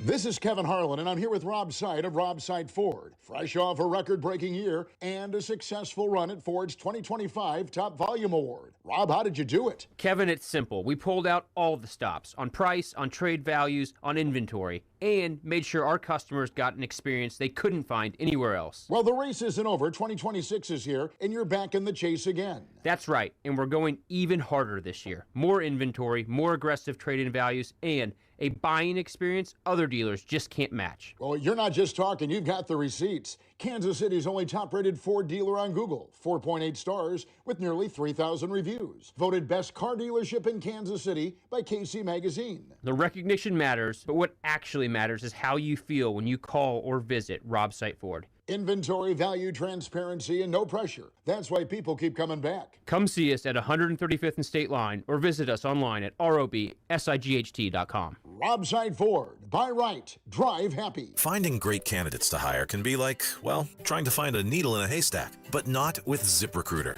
Its powerful technology actively finds and invites qualified candidates to apply to your job. So while other companies might deliver a lot of hay, ZipRecruiter finds you the needle in the haystack. See why 4 out of 5 employers who post a job on ZipRecruiter get a quality candidate within the first day. Try ZipRecruiter for free at ZipRecruiter.com/free. That's ZipRecruiter.com/free. ZipRecruiter.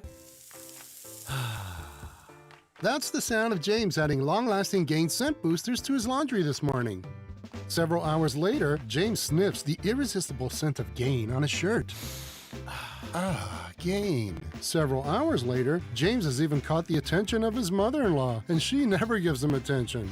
Ooh, you smell amazing, James. Oh, thanks, Mom. I love you too. I never said that. Add Gain scent boosters to your laundry. Add joy to your day. Welcome back to Winter Hack Radio, the place for clever hacks to survive the season. Icy driveway? Well, try spreading sand or birdseed to help with traction. Snowy puppy paws? Well, grab a whisk, brush it off, done. Catch COVID-19? Well, just get... Actually, there's no hack for COVID-19. But if you test positive, prescription medications for COVID exist. Ask your doctor if they're right for you. Visit PfizerForAll.com to learn more. Sponsored by Pfizer. J. Rieger & Co. Oh, so good. Quality crafted in Kansas City. J. Rieger & Co. Straight Bourbon Whiskey. Winner of Best Craft Bourbon at the 2025 Ascot Awards. At 90 proof, it's rich, well-balanced, and oh, so good. Quality crafted in Kansas City. Be sure to follow us on Instagram at TheFan965 for behind-the-scenes videos like MVP Monday, Chiefs Take Tuesday, and Best Bets. This is your home for Kansas City sports. 96.5 The Fan, KFNZ, FM and AM, HD1 and HD2, Kansas City, an Odyssey sports station. Congratulations on getting through your 9 to 5. There's two things that I would like to share with you guys before we replay the best of Mike Giannetti. He is going to update you on everything Chiefs salary cap related. There are a chance of flurries today, and we have more Arctic air on the way.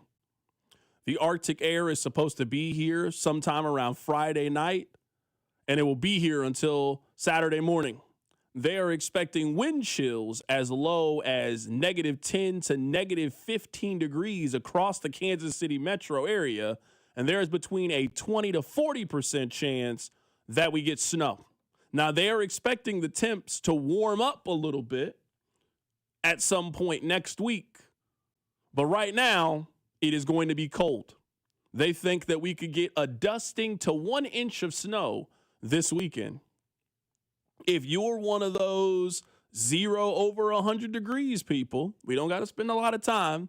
I hope that you are out enjoying your weekend. This is prime time for you. There's no football to watch. I hope you're outside shopping, having brunch on the patio. I hope you're outside living. This is your season.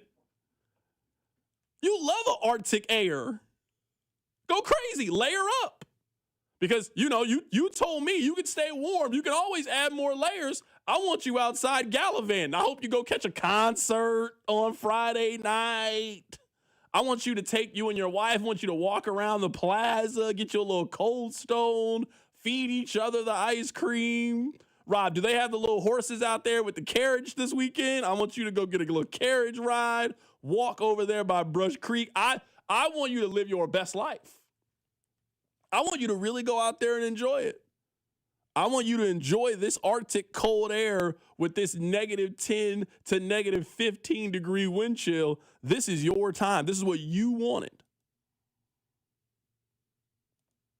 That's number one. Number two is this. Hey, are we sure that Matt Nagy's going to get a job? Because I got to be fair. I can't look at Eric Bieniemy and say that the rest of the league told us how they felt about you when you got an opportunity. I can't bang that drum like I did for a week and tell you that when he decided to leave, he went to Washington and failed. He went to UCLA and failed. Nobody wanted him as their offensive coordinator. He had to go back to being a running back coach. I can't hold EB to that standard and say that. And now I'm looking at Matt Nagy. Where do we think he's going to land?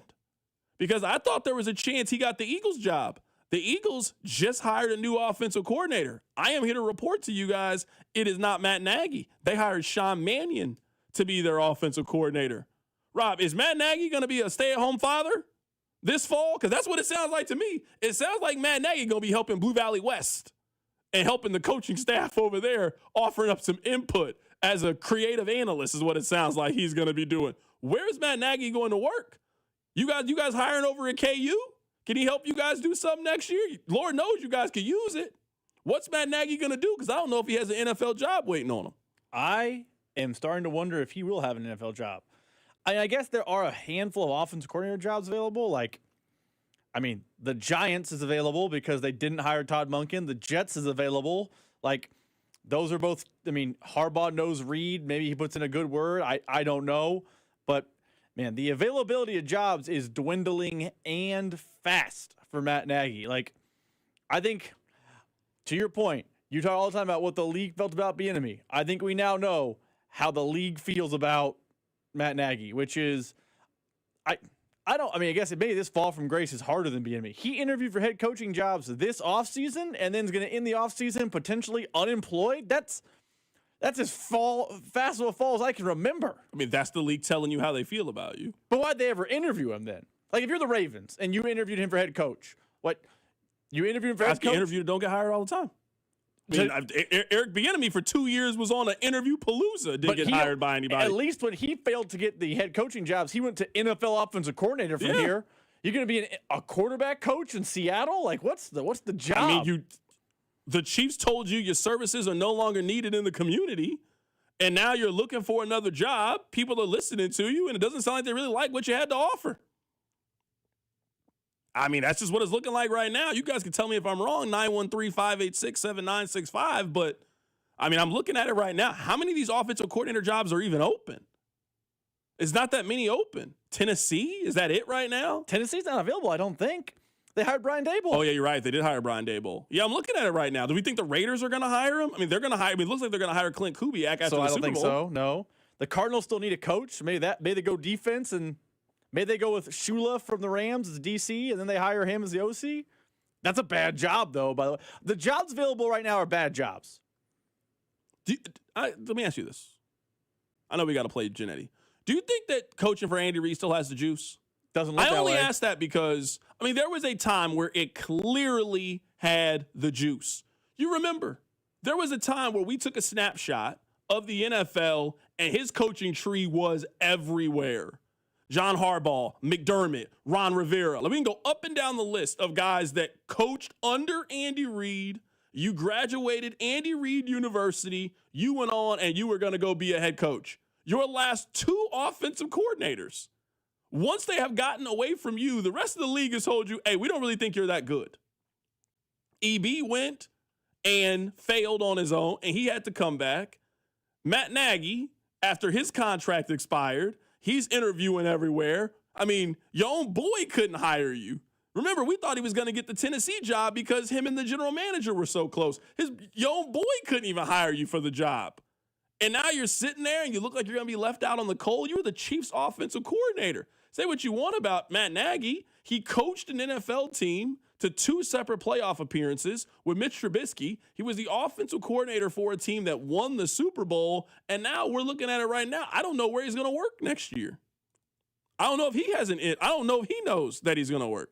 Where he's going to work next year. I mean, the amount of jobs is just so small, right? I truly don't know where he's going to go. I would love to say I think he's going to be an offensive coordinator still, but I'm not sure of that. Like, if he goes from Chiefs offensive coordinator to Patrick Mahomes, and by the way, I know that Matt Nagy is publicly number 1 this year. He's a year removed from being the coordinator that took a team to the Super Bowl with Patrick Mahomes. Like, that's a thing. And now I'm about to be the quarterback coach of the Dolphins? Like, that is an enormous fall from grace. So to answer your question, I don't know that coaching for Andy Reid still has that juice. When was the last time someone on Andy Reid's tree in Kansas City got a head coaching job?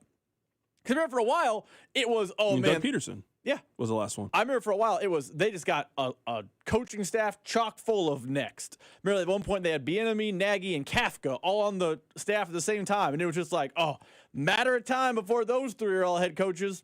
None of them have been head coaches since doing that. Steve Spagnuolo, now part of it's his age. He's not getting jobs right now as head coach. Now maybe I don't think he even got interviews this go around, did he? He interviewed for the Titans job with the former Chiefs GM. Like it might not have the juice. Now, the NFL is cyclical. Let the Chiefs be really good this year, and I think the names will be hot again. But right now, the names are not hot. I mean, when's the last time a Chiefs name was hot, though? Bieniemy? I mean, that was the last time you would say, like, legitimately hot. There was a time there where Bieniemy looked like he was next up. It looked like he was next up to be a head coach in the league and didn't get a job. People are asking on the text line, what happened to Mike Kafka? Listen to this. Mike Kafka, he has joined the Lions in a high-ranking offensive staff role.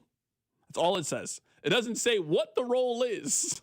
He is a high-ranking official offensively with the Detroit Lions. The shine is absolutely off of Mike Kafka, too. Yeah, I mean, he won't be their coordinator. They hired a coordinator. Sure. It's not him.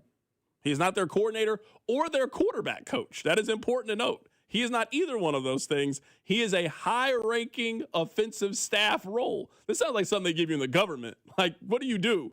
I mean, I'm a high-ranking official. No one can really tell me what you do. You're just a high-ranking official. This sounds like he makes 6 figures to not do a whole lot is what it sounds like to me. Sounds like quality control coach. That's 100% what it sounds like. Quality control coach is what it sounds like to me. That's the bottom. Like, I mean, it's still coaching, so it's a good life, but it ain't like you're going from quality control coach of the Lions to head coach of the Niners next year. That's not the path in the NFL. All right, let's do this. Let's get to the hits, and we'll play the best of Mike Ginnetti and break down the Chiefs' salary cap. Your workday is over. Oh, yeah. You're headed home, and now you're stuck in traffic. Time to get caught up on the biggest stories in Kansas City and around the country with CDOT and Rob. It's time for the hits. Number 1. Canyon's Always Hits are brought to you by Baker University. Make your next era orange at Baker University, the first university in Kansas, and ranked number 1 in return on investment among private universities in the state. Baker University, forever in our orange era. All right, let's start with this. Let's start with I am possibly hypocritical. And I can live with this. If you guys call me a hypocrite because of this, you know what? I can live with it. Now, I usually am against old. I usually am against injured. And those are not the guys that I want the Chiefs to go get in free agency. I'm with you. I agree. And I understand that this take goes against the takes that I normally have. But did you know that Mike Evans has communicated to people close to him that Mike Evans wants to go play for a contending team? People inside Mike Evans' circle says that he thinks his time is coming to a close in Tampa Bay and that he is considering joining a contending team on a 1-year deal. Now, we talked to Mike Ginnetti from SpotTrack, and he is projecting Mike Evans to sign a 1-year, $15 million to $18 million contract. I would love Mike Evans if that's what we're talking about.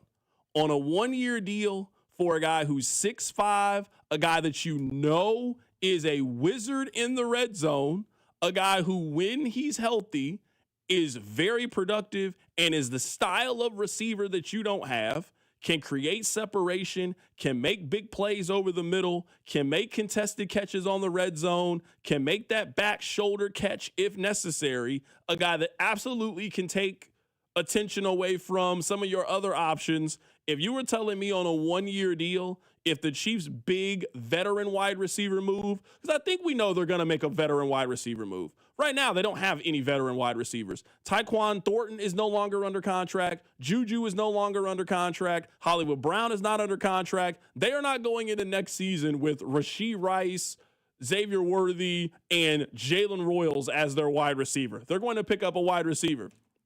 I'm here to tell you, you could do a lot worse than 33-year-old Mike Evans on a 1-year deal. You could sign me up for a Mike Evans 1-year contract. Now, I wouldn't vote for Mike Evans to be a Hall of Famer the way that some of you would. I would definitely sign Mike Evans to come in and play 14 games, be a pro, be a red zone guy, and have 9 touchdowns next season. I would absolutely sign up for that. I actually think Mike Evans is a better option than Travis Kelce. I don't think they are picking Mike Evans over Travis Kelce. But if you were telling me there's only room for one of those guys, their offense has a higher ceiling to me if they bring back Mike Evans than if they have Travis Kelce.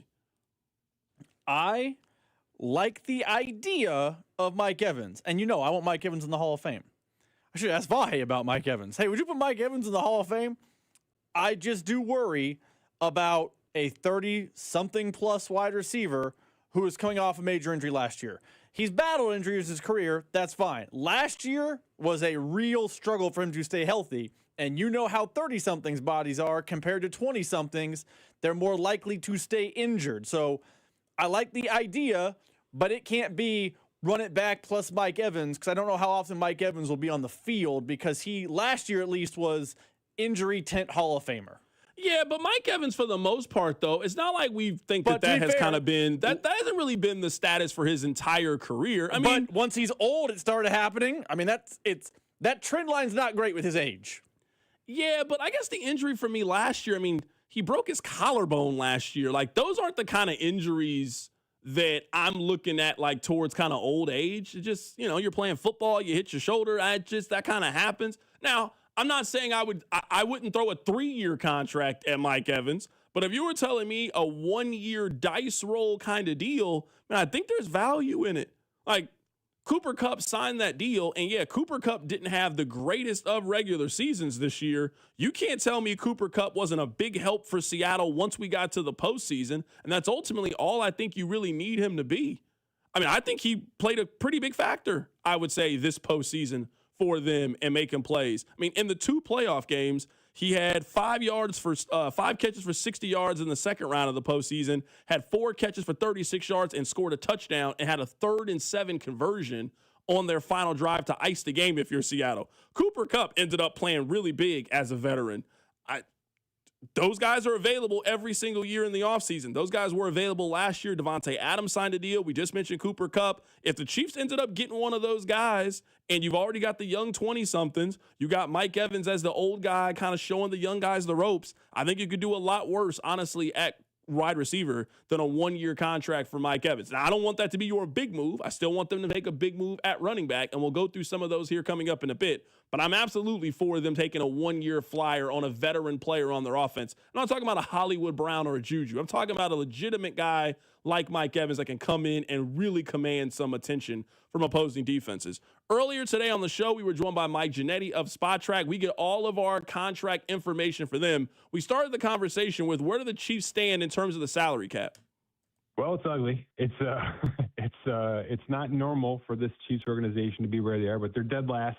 We're projecting them to be about minus 56 right now against the 304 cap. So plenty of work to do, plenty of decisions to be made. And look, it's not insurmountable. There's plenty of ways to get out of this thing and get healthy. But at present date, they kind of sit at the bottom of this list right now for us. So you mentioned it just a little bit ago that even though the Chiefs salary cap situation is not ideal, there are ways out of it. Give us a couple of ideas. What are a couple of ways that the Chiefs could do to give themselves some wiggle room as we get closer to the start of free agency? Yeah, well, the names I mentioned for sure, because there's fully guaranteed salaries for both Mahomes and for Chris Jones. So you push that down the line a little bit. I did the same with Trey Smith. And then finally, you can get out of this Juwan Taylor contract, which is going to save you $20 million of cap space right there. So those 4 moves specifically are going to free yourself up close to cap neutral here. And then it's about some tougher decisions about players you might have to move on from, maybe a trade or two, as we've seen Kansas City be pretty aggressive with in March. And like I said, some moves to continue to push this cap down the line. But really, it's addressing the 4 or 5 big contracts on your books, mostly players you want to keep around here for long term, and you can free yourself up to about cap neutral, and then it's about getting yourself to $30 million or $40 million for the draft and free agency. I don't think the average fan maybe understands how flexible Mahomes' contract is, and the fact that Mahomes appears to be operating in one accord with the Chiefs front office and organization and seems willing to do these things just seem like a very big advantage for Kansas City. Sure, you were kind of borrowing from the future, so to speak, and you're right. At some point, they're going to have to answer for all the maneuvering they've done with the Mahomes money, but at least on a year-by-year basis, the fact that he is so flexible and his contract is structured that way allows them to go out and potentially get a Breece Hall or a Kyle Pitts, one of those kind of players this offseason. No question. One of the smart things the Chiefs have done with many of these bigger contracts is, you mentioned the word flexibility, big base salaries, big roster bonuses, but not one lump big thing happening. Generally speaking, a lot of these new contracts are coming with option bonuses, which are basically signing bonuses with a fancier name and a little bit different rules. But you're kind of tying yourself to those one scenarios, and that's it. That's the only opportunity to get to move money down the line. With Mahomes, he's given plenty of options, plenty of flexibility, and that has been sort of the standard for these Chiefs contracts, which has allowed them to get out of cap situations like we're seeing today.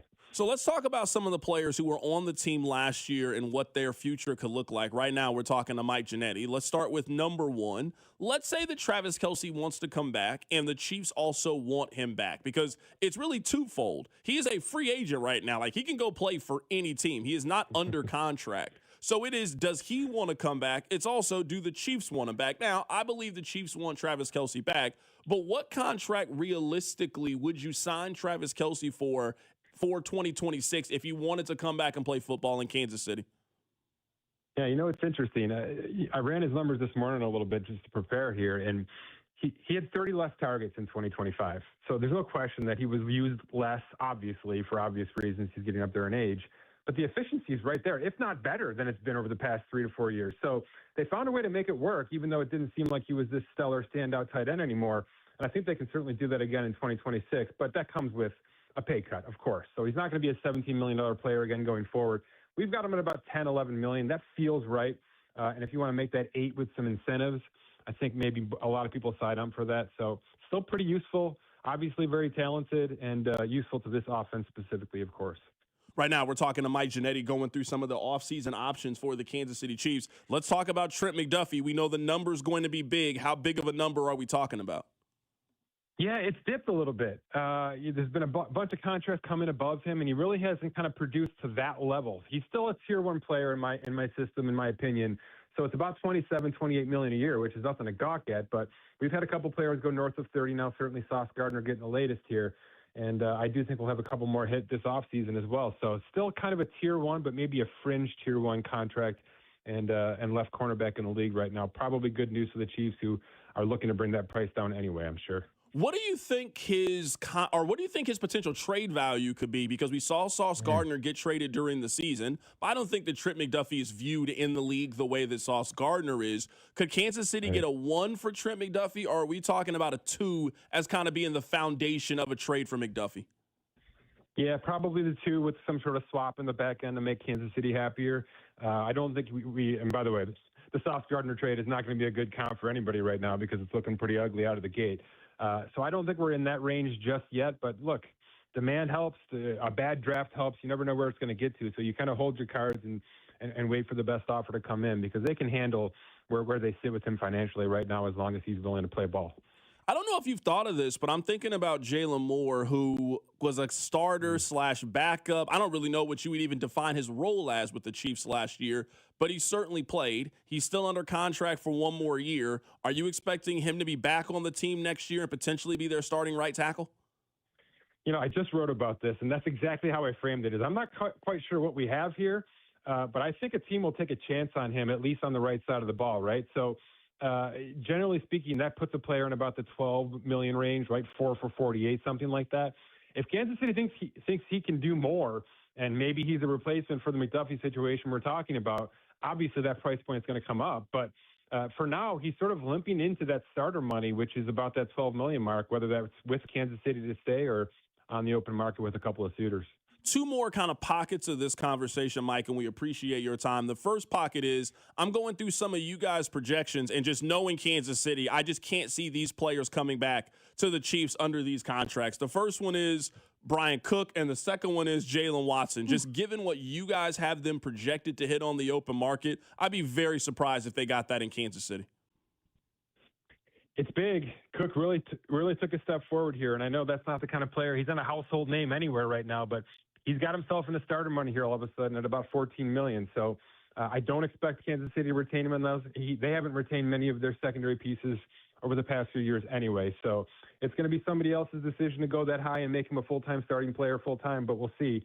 And then obviously Watson on the right side of the ball is one of those players at about $12-13 million who will have suitors. We got to be careful with that one and see where that one lands with Kansas City, because you don't want to lose too much of your starting secondary at one time and have to replace that over the course of the next 3-4 weeks here. Yeah, I could just see him kind of being like what we saw with Charvarius Ward a couple of years ago, that he ended up getting that big-time contract from San Francisco, and at least the sentiment here was, hey, congratulations, you earned it, you balled out, and we'll move in a different direction. That's kind of how I feel is going to end up happening with Jalen Watson. I do think that Trent McDuffie is going to stay in Kansas City long-term, and if that happens, I just don't know how you pay him and Jalen Watson. They've drafted well. So as long as they feel like they can continue to replace these players via the draft, you go that route, because that's the best value you can get in your team. Right now, we're talking to Mike Ginnetti here for a couple more minutes. All right, let's go through guys who are not on the Chiefs but are potential free agents. I got Breece Hall number one on my checklist, and this is why. We see every year in free agency the Chiefs take one big swing. They go get a Jawan Taylor. They go get a Jalen Moore. They go get Tyrann Mathieu or Justin Reed or one of those kind of players. I think day one of free agency, they go get Breece Hall. They were interested in Breece Hall last year. Now looking at some of these running backs contracts, if you're telling me he gets paid like Kyron Williams or James Cook, I absolutely sign up for that deal. Do you think the Breece Hall contract makes sense for Kansas City? Yeah, it sure does. There's a couple names here that I like quite a bit for the Kansas City organization. I'm not sleeping too much on Chase Brown, which might be, $3-4 million less per year than Breece Hall, and rightfully so. Kenneth Walker III is a pretty nice, packs for punch player, and he's going to be right around this $8 to $9 million mark we're talking about. I've got a bunch of players in this 8 to 10 mark that I think can really make an impact in 2026. Achane coming out of Miami certainly is in this conversation. And Rico Dowdle did some damage in Carolina for a year and a half or so. So I do like a bunch of these names, but I do think Breece Hall will be the breadwinner when it's all said and done, up there near maybe $10, $11 million per year. Let's talk about veteran wide receiver market. The Chiefs have been in that market the last couple of years. They got Juju Smith-Schuster. They got Hollywood Brown. So they're normally in the market for this. Both of those guys are free agents, so they're going to need to sign a veteran wide receiver. We were just talking about Mike Evans right before you came on, a one-year, $18 million deal. If he's interested in changing teams, I'd be very interested in Mike Evans. Who do you think in that veteran wide receiver market fits Kansas City's price range? Yeah, that's a nice one. A good physical figure like that. We're not seeing too many of those players hit the market. It's a lot of younger kind of slot guys that you really don't know how to value and see him in a bigger role, right? Like Alec Pierce and Romeo Dobbs out of Green Bay. Ayuk's situation is going to be one to monitor, because that's a talented player that if he wants to continue to play football can really give you some numbers. But I think there's too much TBD based on what Kansas City's having to go through over the past couple of years here. And look, Jawan Jennings coming out of San Francisco, he's a high-value player for us, $20 million plus. That's a guy that can do a lot of things right for your offense. So if his price drops into the Mike Evans world, $17, $18 million a year, Jawan Jennings might be a heck of a pickup for a team like Kansas City going forward.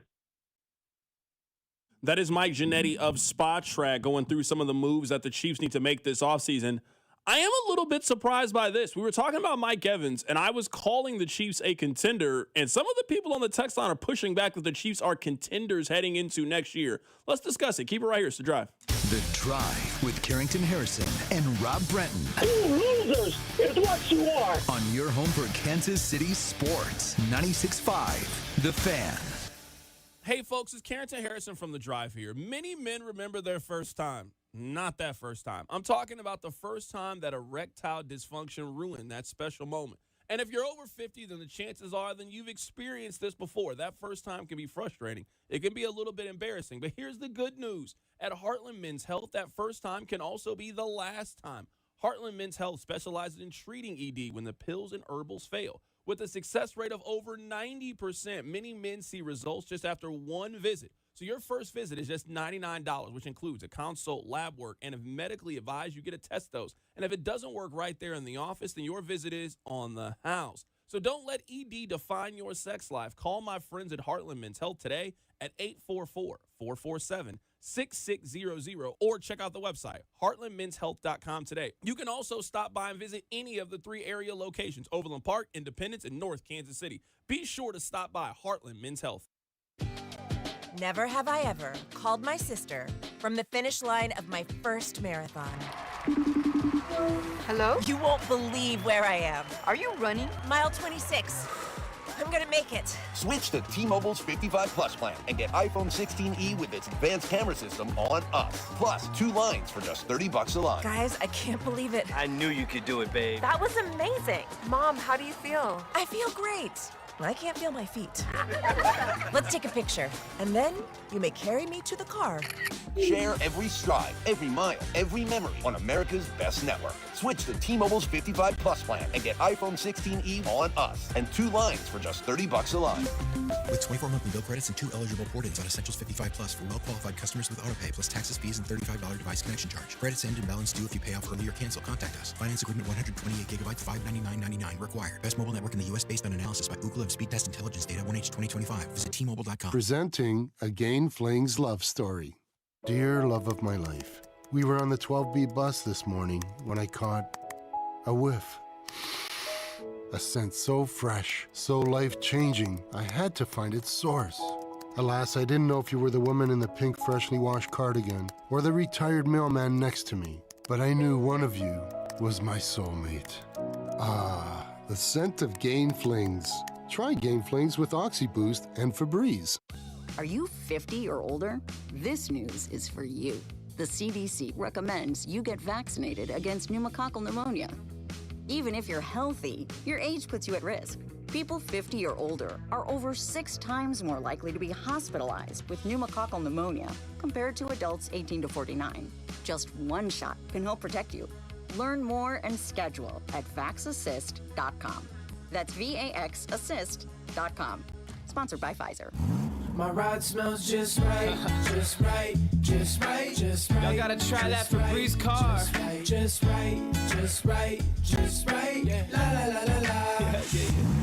With up to 40 days of consistency, all low Febreze car clips right on your vent. You know my car's my happy place. Keep that smile on my face when it smells just right, just right, just right. Yeah. Breathe happy Febreze. La la la la. Are you 50 or older? This news is for you. The CDC recommends you get vaccinated against pneumococcal pneumonia. Even if you're healthy, your age puts you at risk. People 50 or older are over 6 times more likely to be hospitalized with pneumococcal pneumonia compared to adults 18 to 49. Just one shot can help protect you. Learn more and schedule at vaxassist.com. That's VAXassist.com. Sponsored by Pfizer. Chiefs coverage sponsored by Renner Garage Door. RENNER forward and back. Hey, it's almost Andy Reid. Who knew a Halloween costume would change my life and lead me to Renner Garage Door? Renner's KC's go-to team for service, repair, and replacement. RENNER. RENNER. Here's your traffic report on 96.5 The Fan. You got a crash in Shawnee 35 northbound just past Antioch. It is the right lane blocked. 2 quick problems downtown, 670 eastbound at 35. Move to the left. That's a stall. 670 eastbound before 71. Move to the right. The left lane blocked here. I'm Val with traffic on 96.5 The Fan. Hey, it's Chris Jones from the Kansas City Chiefs. Welcome back to The Drive with C-Dot on your home for Chiefs football. 96.5 The Fan.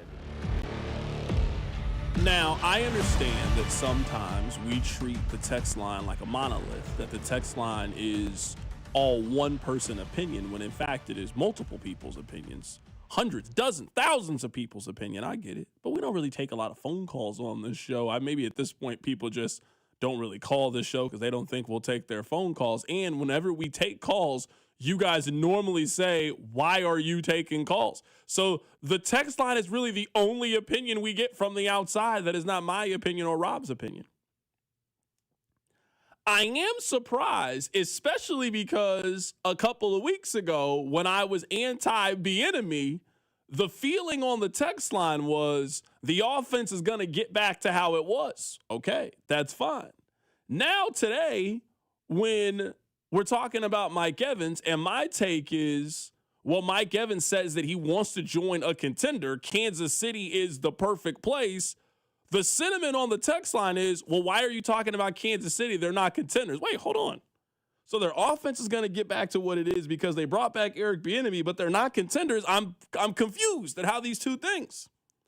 I still consider Kansas City to be contenders, even though I know they missed the playoffs. I was here. I didn't miss a day. Who would you deem to be contenders heading into next season? And I know it's early, haven't gotten to the combine, no free agency, no trades. We're still in the middle of the season. I get it. I understand. But you're telling me New England won the AFC? New England might be the worst AFC winner that we've had since Joe Flacco's Baltimore Ravens team. Now, I'm not taking away, even the person who finished last in medical school is still a doctor. That's still an incredible accomplishment. You made it to the Super Bowl, but you're telling me you don't see a scenario in which the Kansas City Chiefs could be better than New England next season? I'm sorry, I just disagree. I don't think the Chiefs are that far off. I would say the Chiefs are really 3 things away from being back in that conversation with me. Repairing the running game. We don't got to go into how they couldn't run the ball this year, but you know my position on running the football. Running the football. Number 2, a legitimate pass rush. They got the 9th overall pick. And I know you guys are going to be mad at me during the season. I know, because their 9th overall pick, if he's not balling from the beginning, I don't want to hear he's got to learn the system. Nah, man, you're 9th overall pick. You got to step in day one, be an impact player. You got to be on the field. You can't be in a rotation with Mike Dana and you're the 9th overall pick. Nah, man, I'm not hearing none of that red shirt or development, none of that. You're the 9th overall pick. Go be a dog. And I just think better luck. I think the Chiefs had bad luck this year. I don't even think that's making excuses. Bill Simmons calls it the year from hell team. Every year there's a year from hell team. I think this year, it was Kansas City. I mean, basically from the go, it was the year from hell. Their number 1 wide receiver was suspended. Their number 2 receiver got hurt in the first quarter of the first game, and he was taken out by his own tight end. Their left tackle that everybody was so excited about. We finally got our answer at left tackle. We got a future All-Pro. He has left the team in the middle of the season, and we still don't know why. We don't know where he went. Hell, the team didn't know where he was for a couple of days. We can go up and down all the things that went wrong for the Chiefs in 2025. If they just get average luck in 2026, that's worth 2 extra games. That's worth 3 extra games. That's not even counting the fact that for the last month, they had maybe the worst starting quarterback in the National Football League to close out the season for the final 3 games of the year. I'm not telling you that the Chiefs are going to win 15 games next year. I feel like they'll be in the mix. They'll be in the conversation. They can be Buffalo from this year. They can be New England from this year. They can be Houston or the Chargers from this year. A team that's in the mix. A team that's in the conversation. So I absolutely consider Kansas City to be a contender. Are they hands down the best team in the league? You can't pick anybody else the way that they were 2 years ago? No, probably not. But are they, or can they be Philadelphia next year? Yeah, of course, absolutely. So I certainly still look at Kansas City as being a contender. I'm surprised that enough people are not considering them that. I think I fall on the text line here, which is always a scary spot to be. But let me ask you this. Do you really think the Chiefs were bad luck away from being back in the playoffs and back to that kind of team? Because I would say when they were healthy, I'm not talking about like when they played the Broncos with Chris Oladokun or they played the Titans with half of Minshew and half of Oladokun. I'm talking about when they were in the regular, normal football season. Every team that you just told me, well, that's a contender in the AFC, the Chiefs can beat them. The Chiefs lost to every single one of those teams last year. I guess the Ravens, who are also on the outside looking in. Yeah. But the Bills, who were, the 6th seed in the AFC, beat the Chiefs. The Chargers, twice. They're a wild card team. Beat the Chiefs.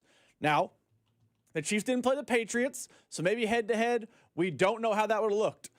One real game against the Broncos, not the Oladokun Christmas Day game, one real game against the Broncos. The Chiefs lost the one game that did count against the Broncos.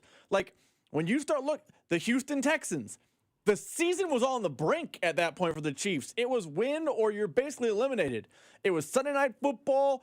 Houston's coming to town. They're inept on offense. Can you go get a win? Well, then what happened?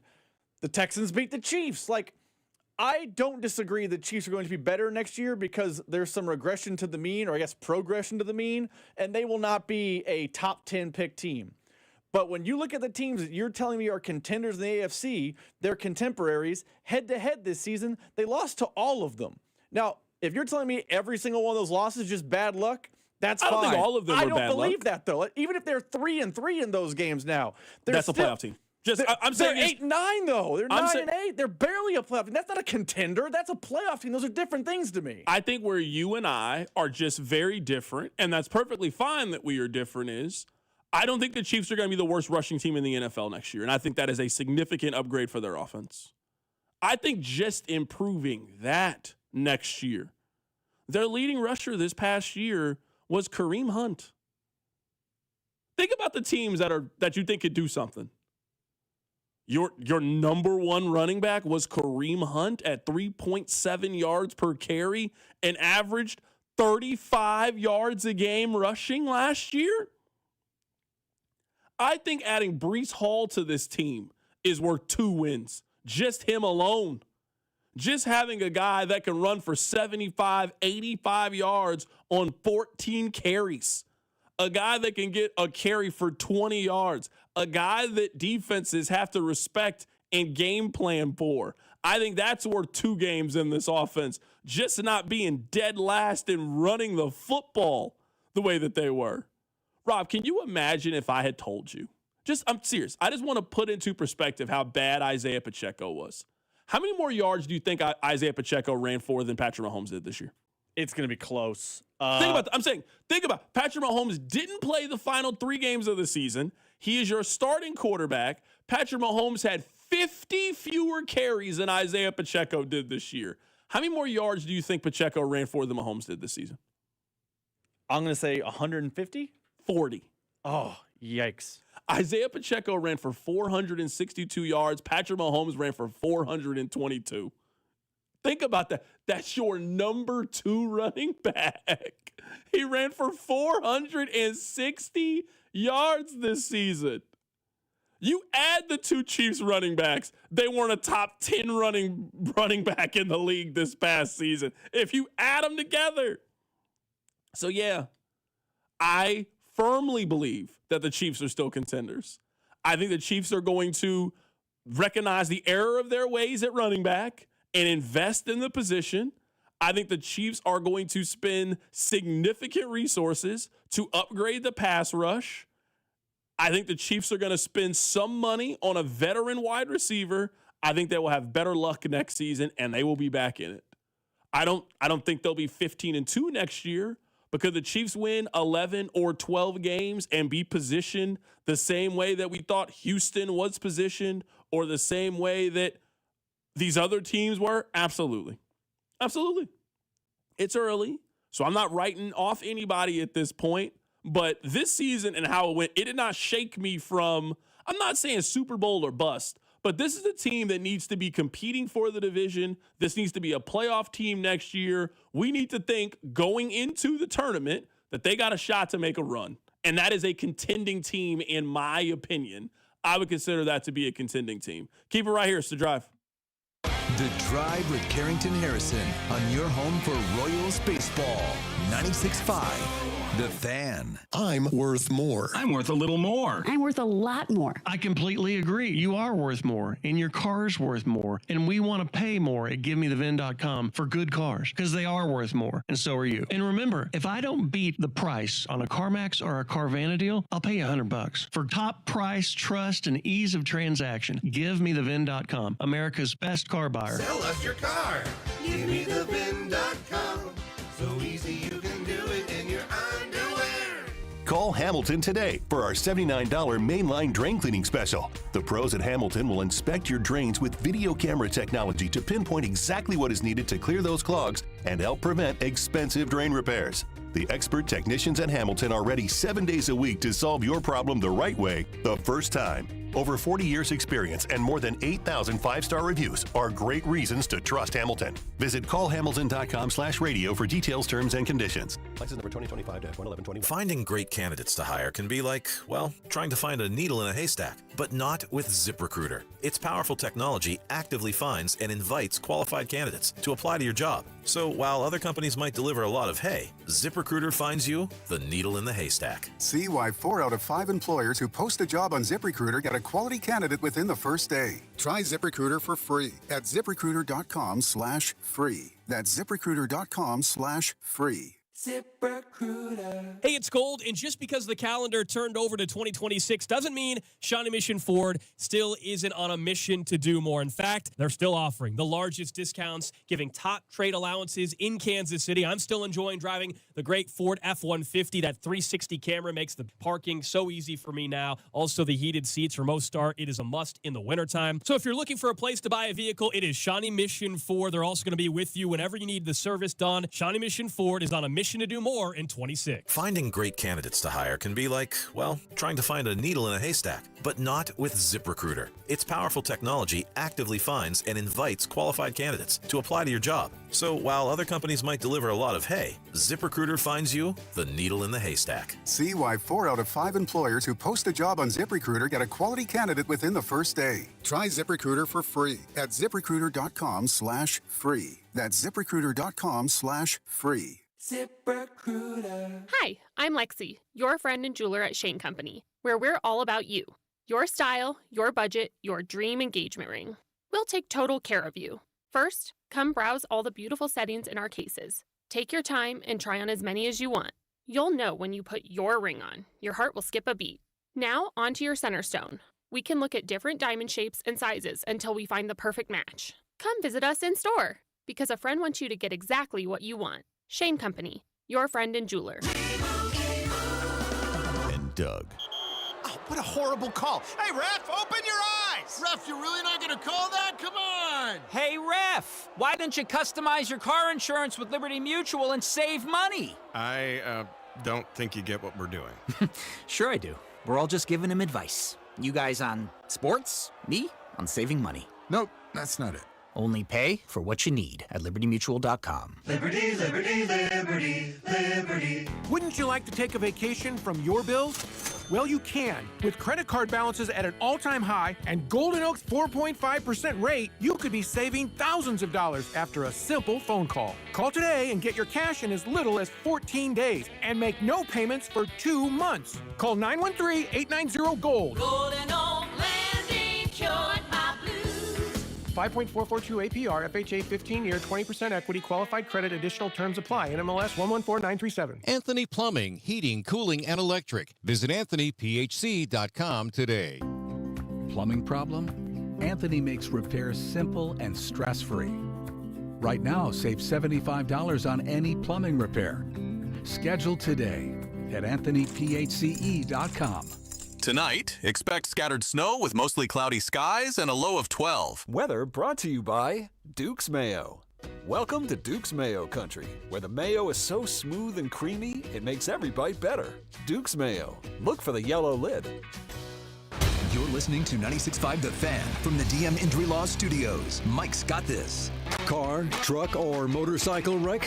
Remember, Mike's got this. 816-888-7500. Mike's got this. Here's your traffic report on 96.5 The Fan. We've got a crash now that's working 435 southbound just past Johnson Drive, and it's the two left lanes that are blocked. Let's see, crash 670 eastbound just before 71, left lane is blocked. Blue Springs, a lot of red, still seeing that back up from that stall, left lane blocked. 70 eastbound at Adams Dairy Parkway. I'm Val with traffic on 96.5 The Fan. You're listening to The Drive with Carrington Harrison on 96.5 The Fan and the Odyssey app. If I have to be the only person on this side, I'm happy to be there. Someone just texted in and said, CDOT, your take on how the Chiefs are going to handle running back is hilarious. Maybe EB will slap some sense into Andy, but I doubt it. This is the analogy that I'll make. $100 is $100. It's $100 at 1587 Prime. It is $100 at Outback. You can get way more bang for your buck at some stores than other stores. What I'm telling you guys is the Chiefs, they could run the ball the exact same amount that they did last year, and there are running backs that would give you more than what they got. I'll give you a couple examples here. We don't have to spend too much time on this. Last year, Kareem Hunt, he got 4 more carries than Jordan Mason did with the Minnesota Vikings. Jordan Mason had 148 more yards than he had last year, despite having 4 fewer carries. David Montgomery, guys know him, very good running back. David Montgomery had 5 fewer carries than Kareem Hunt did. He had 120 more rush yards. Kareem Hunt had 20 more carries than Blake Corum. He had 135 fewer yards. I'm telling you that next year they could draft somebody and give him the same 160 carries where they got Kareem Hunt.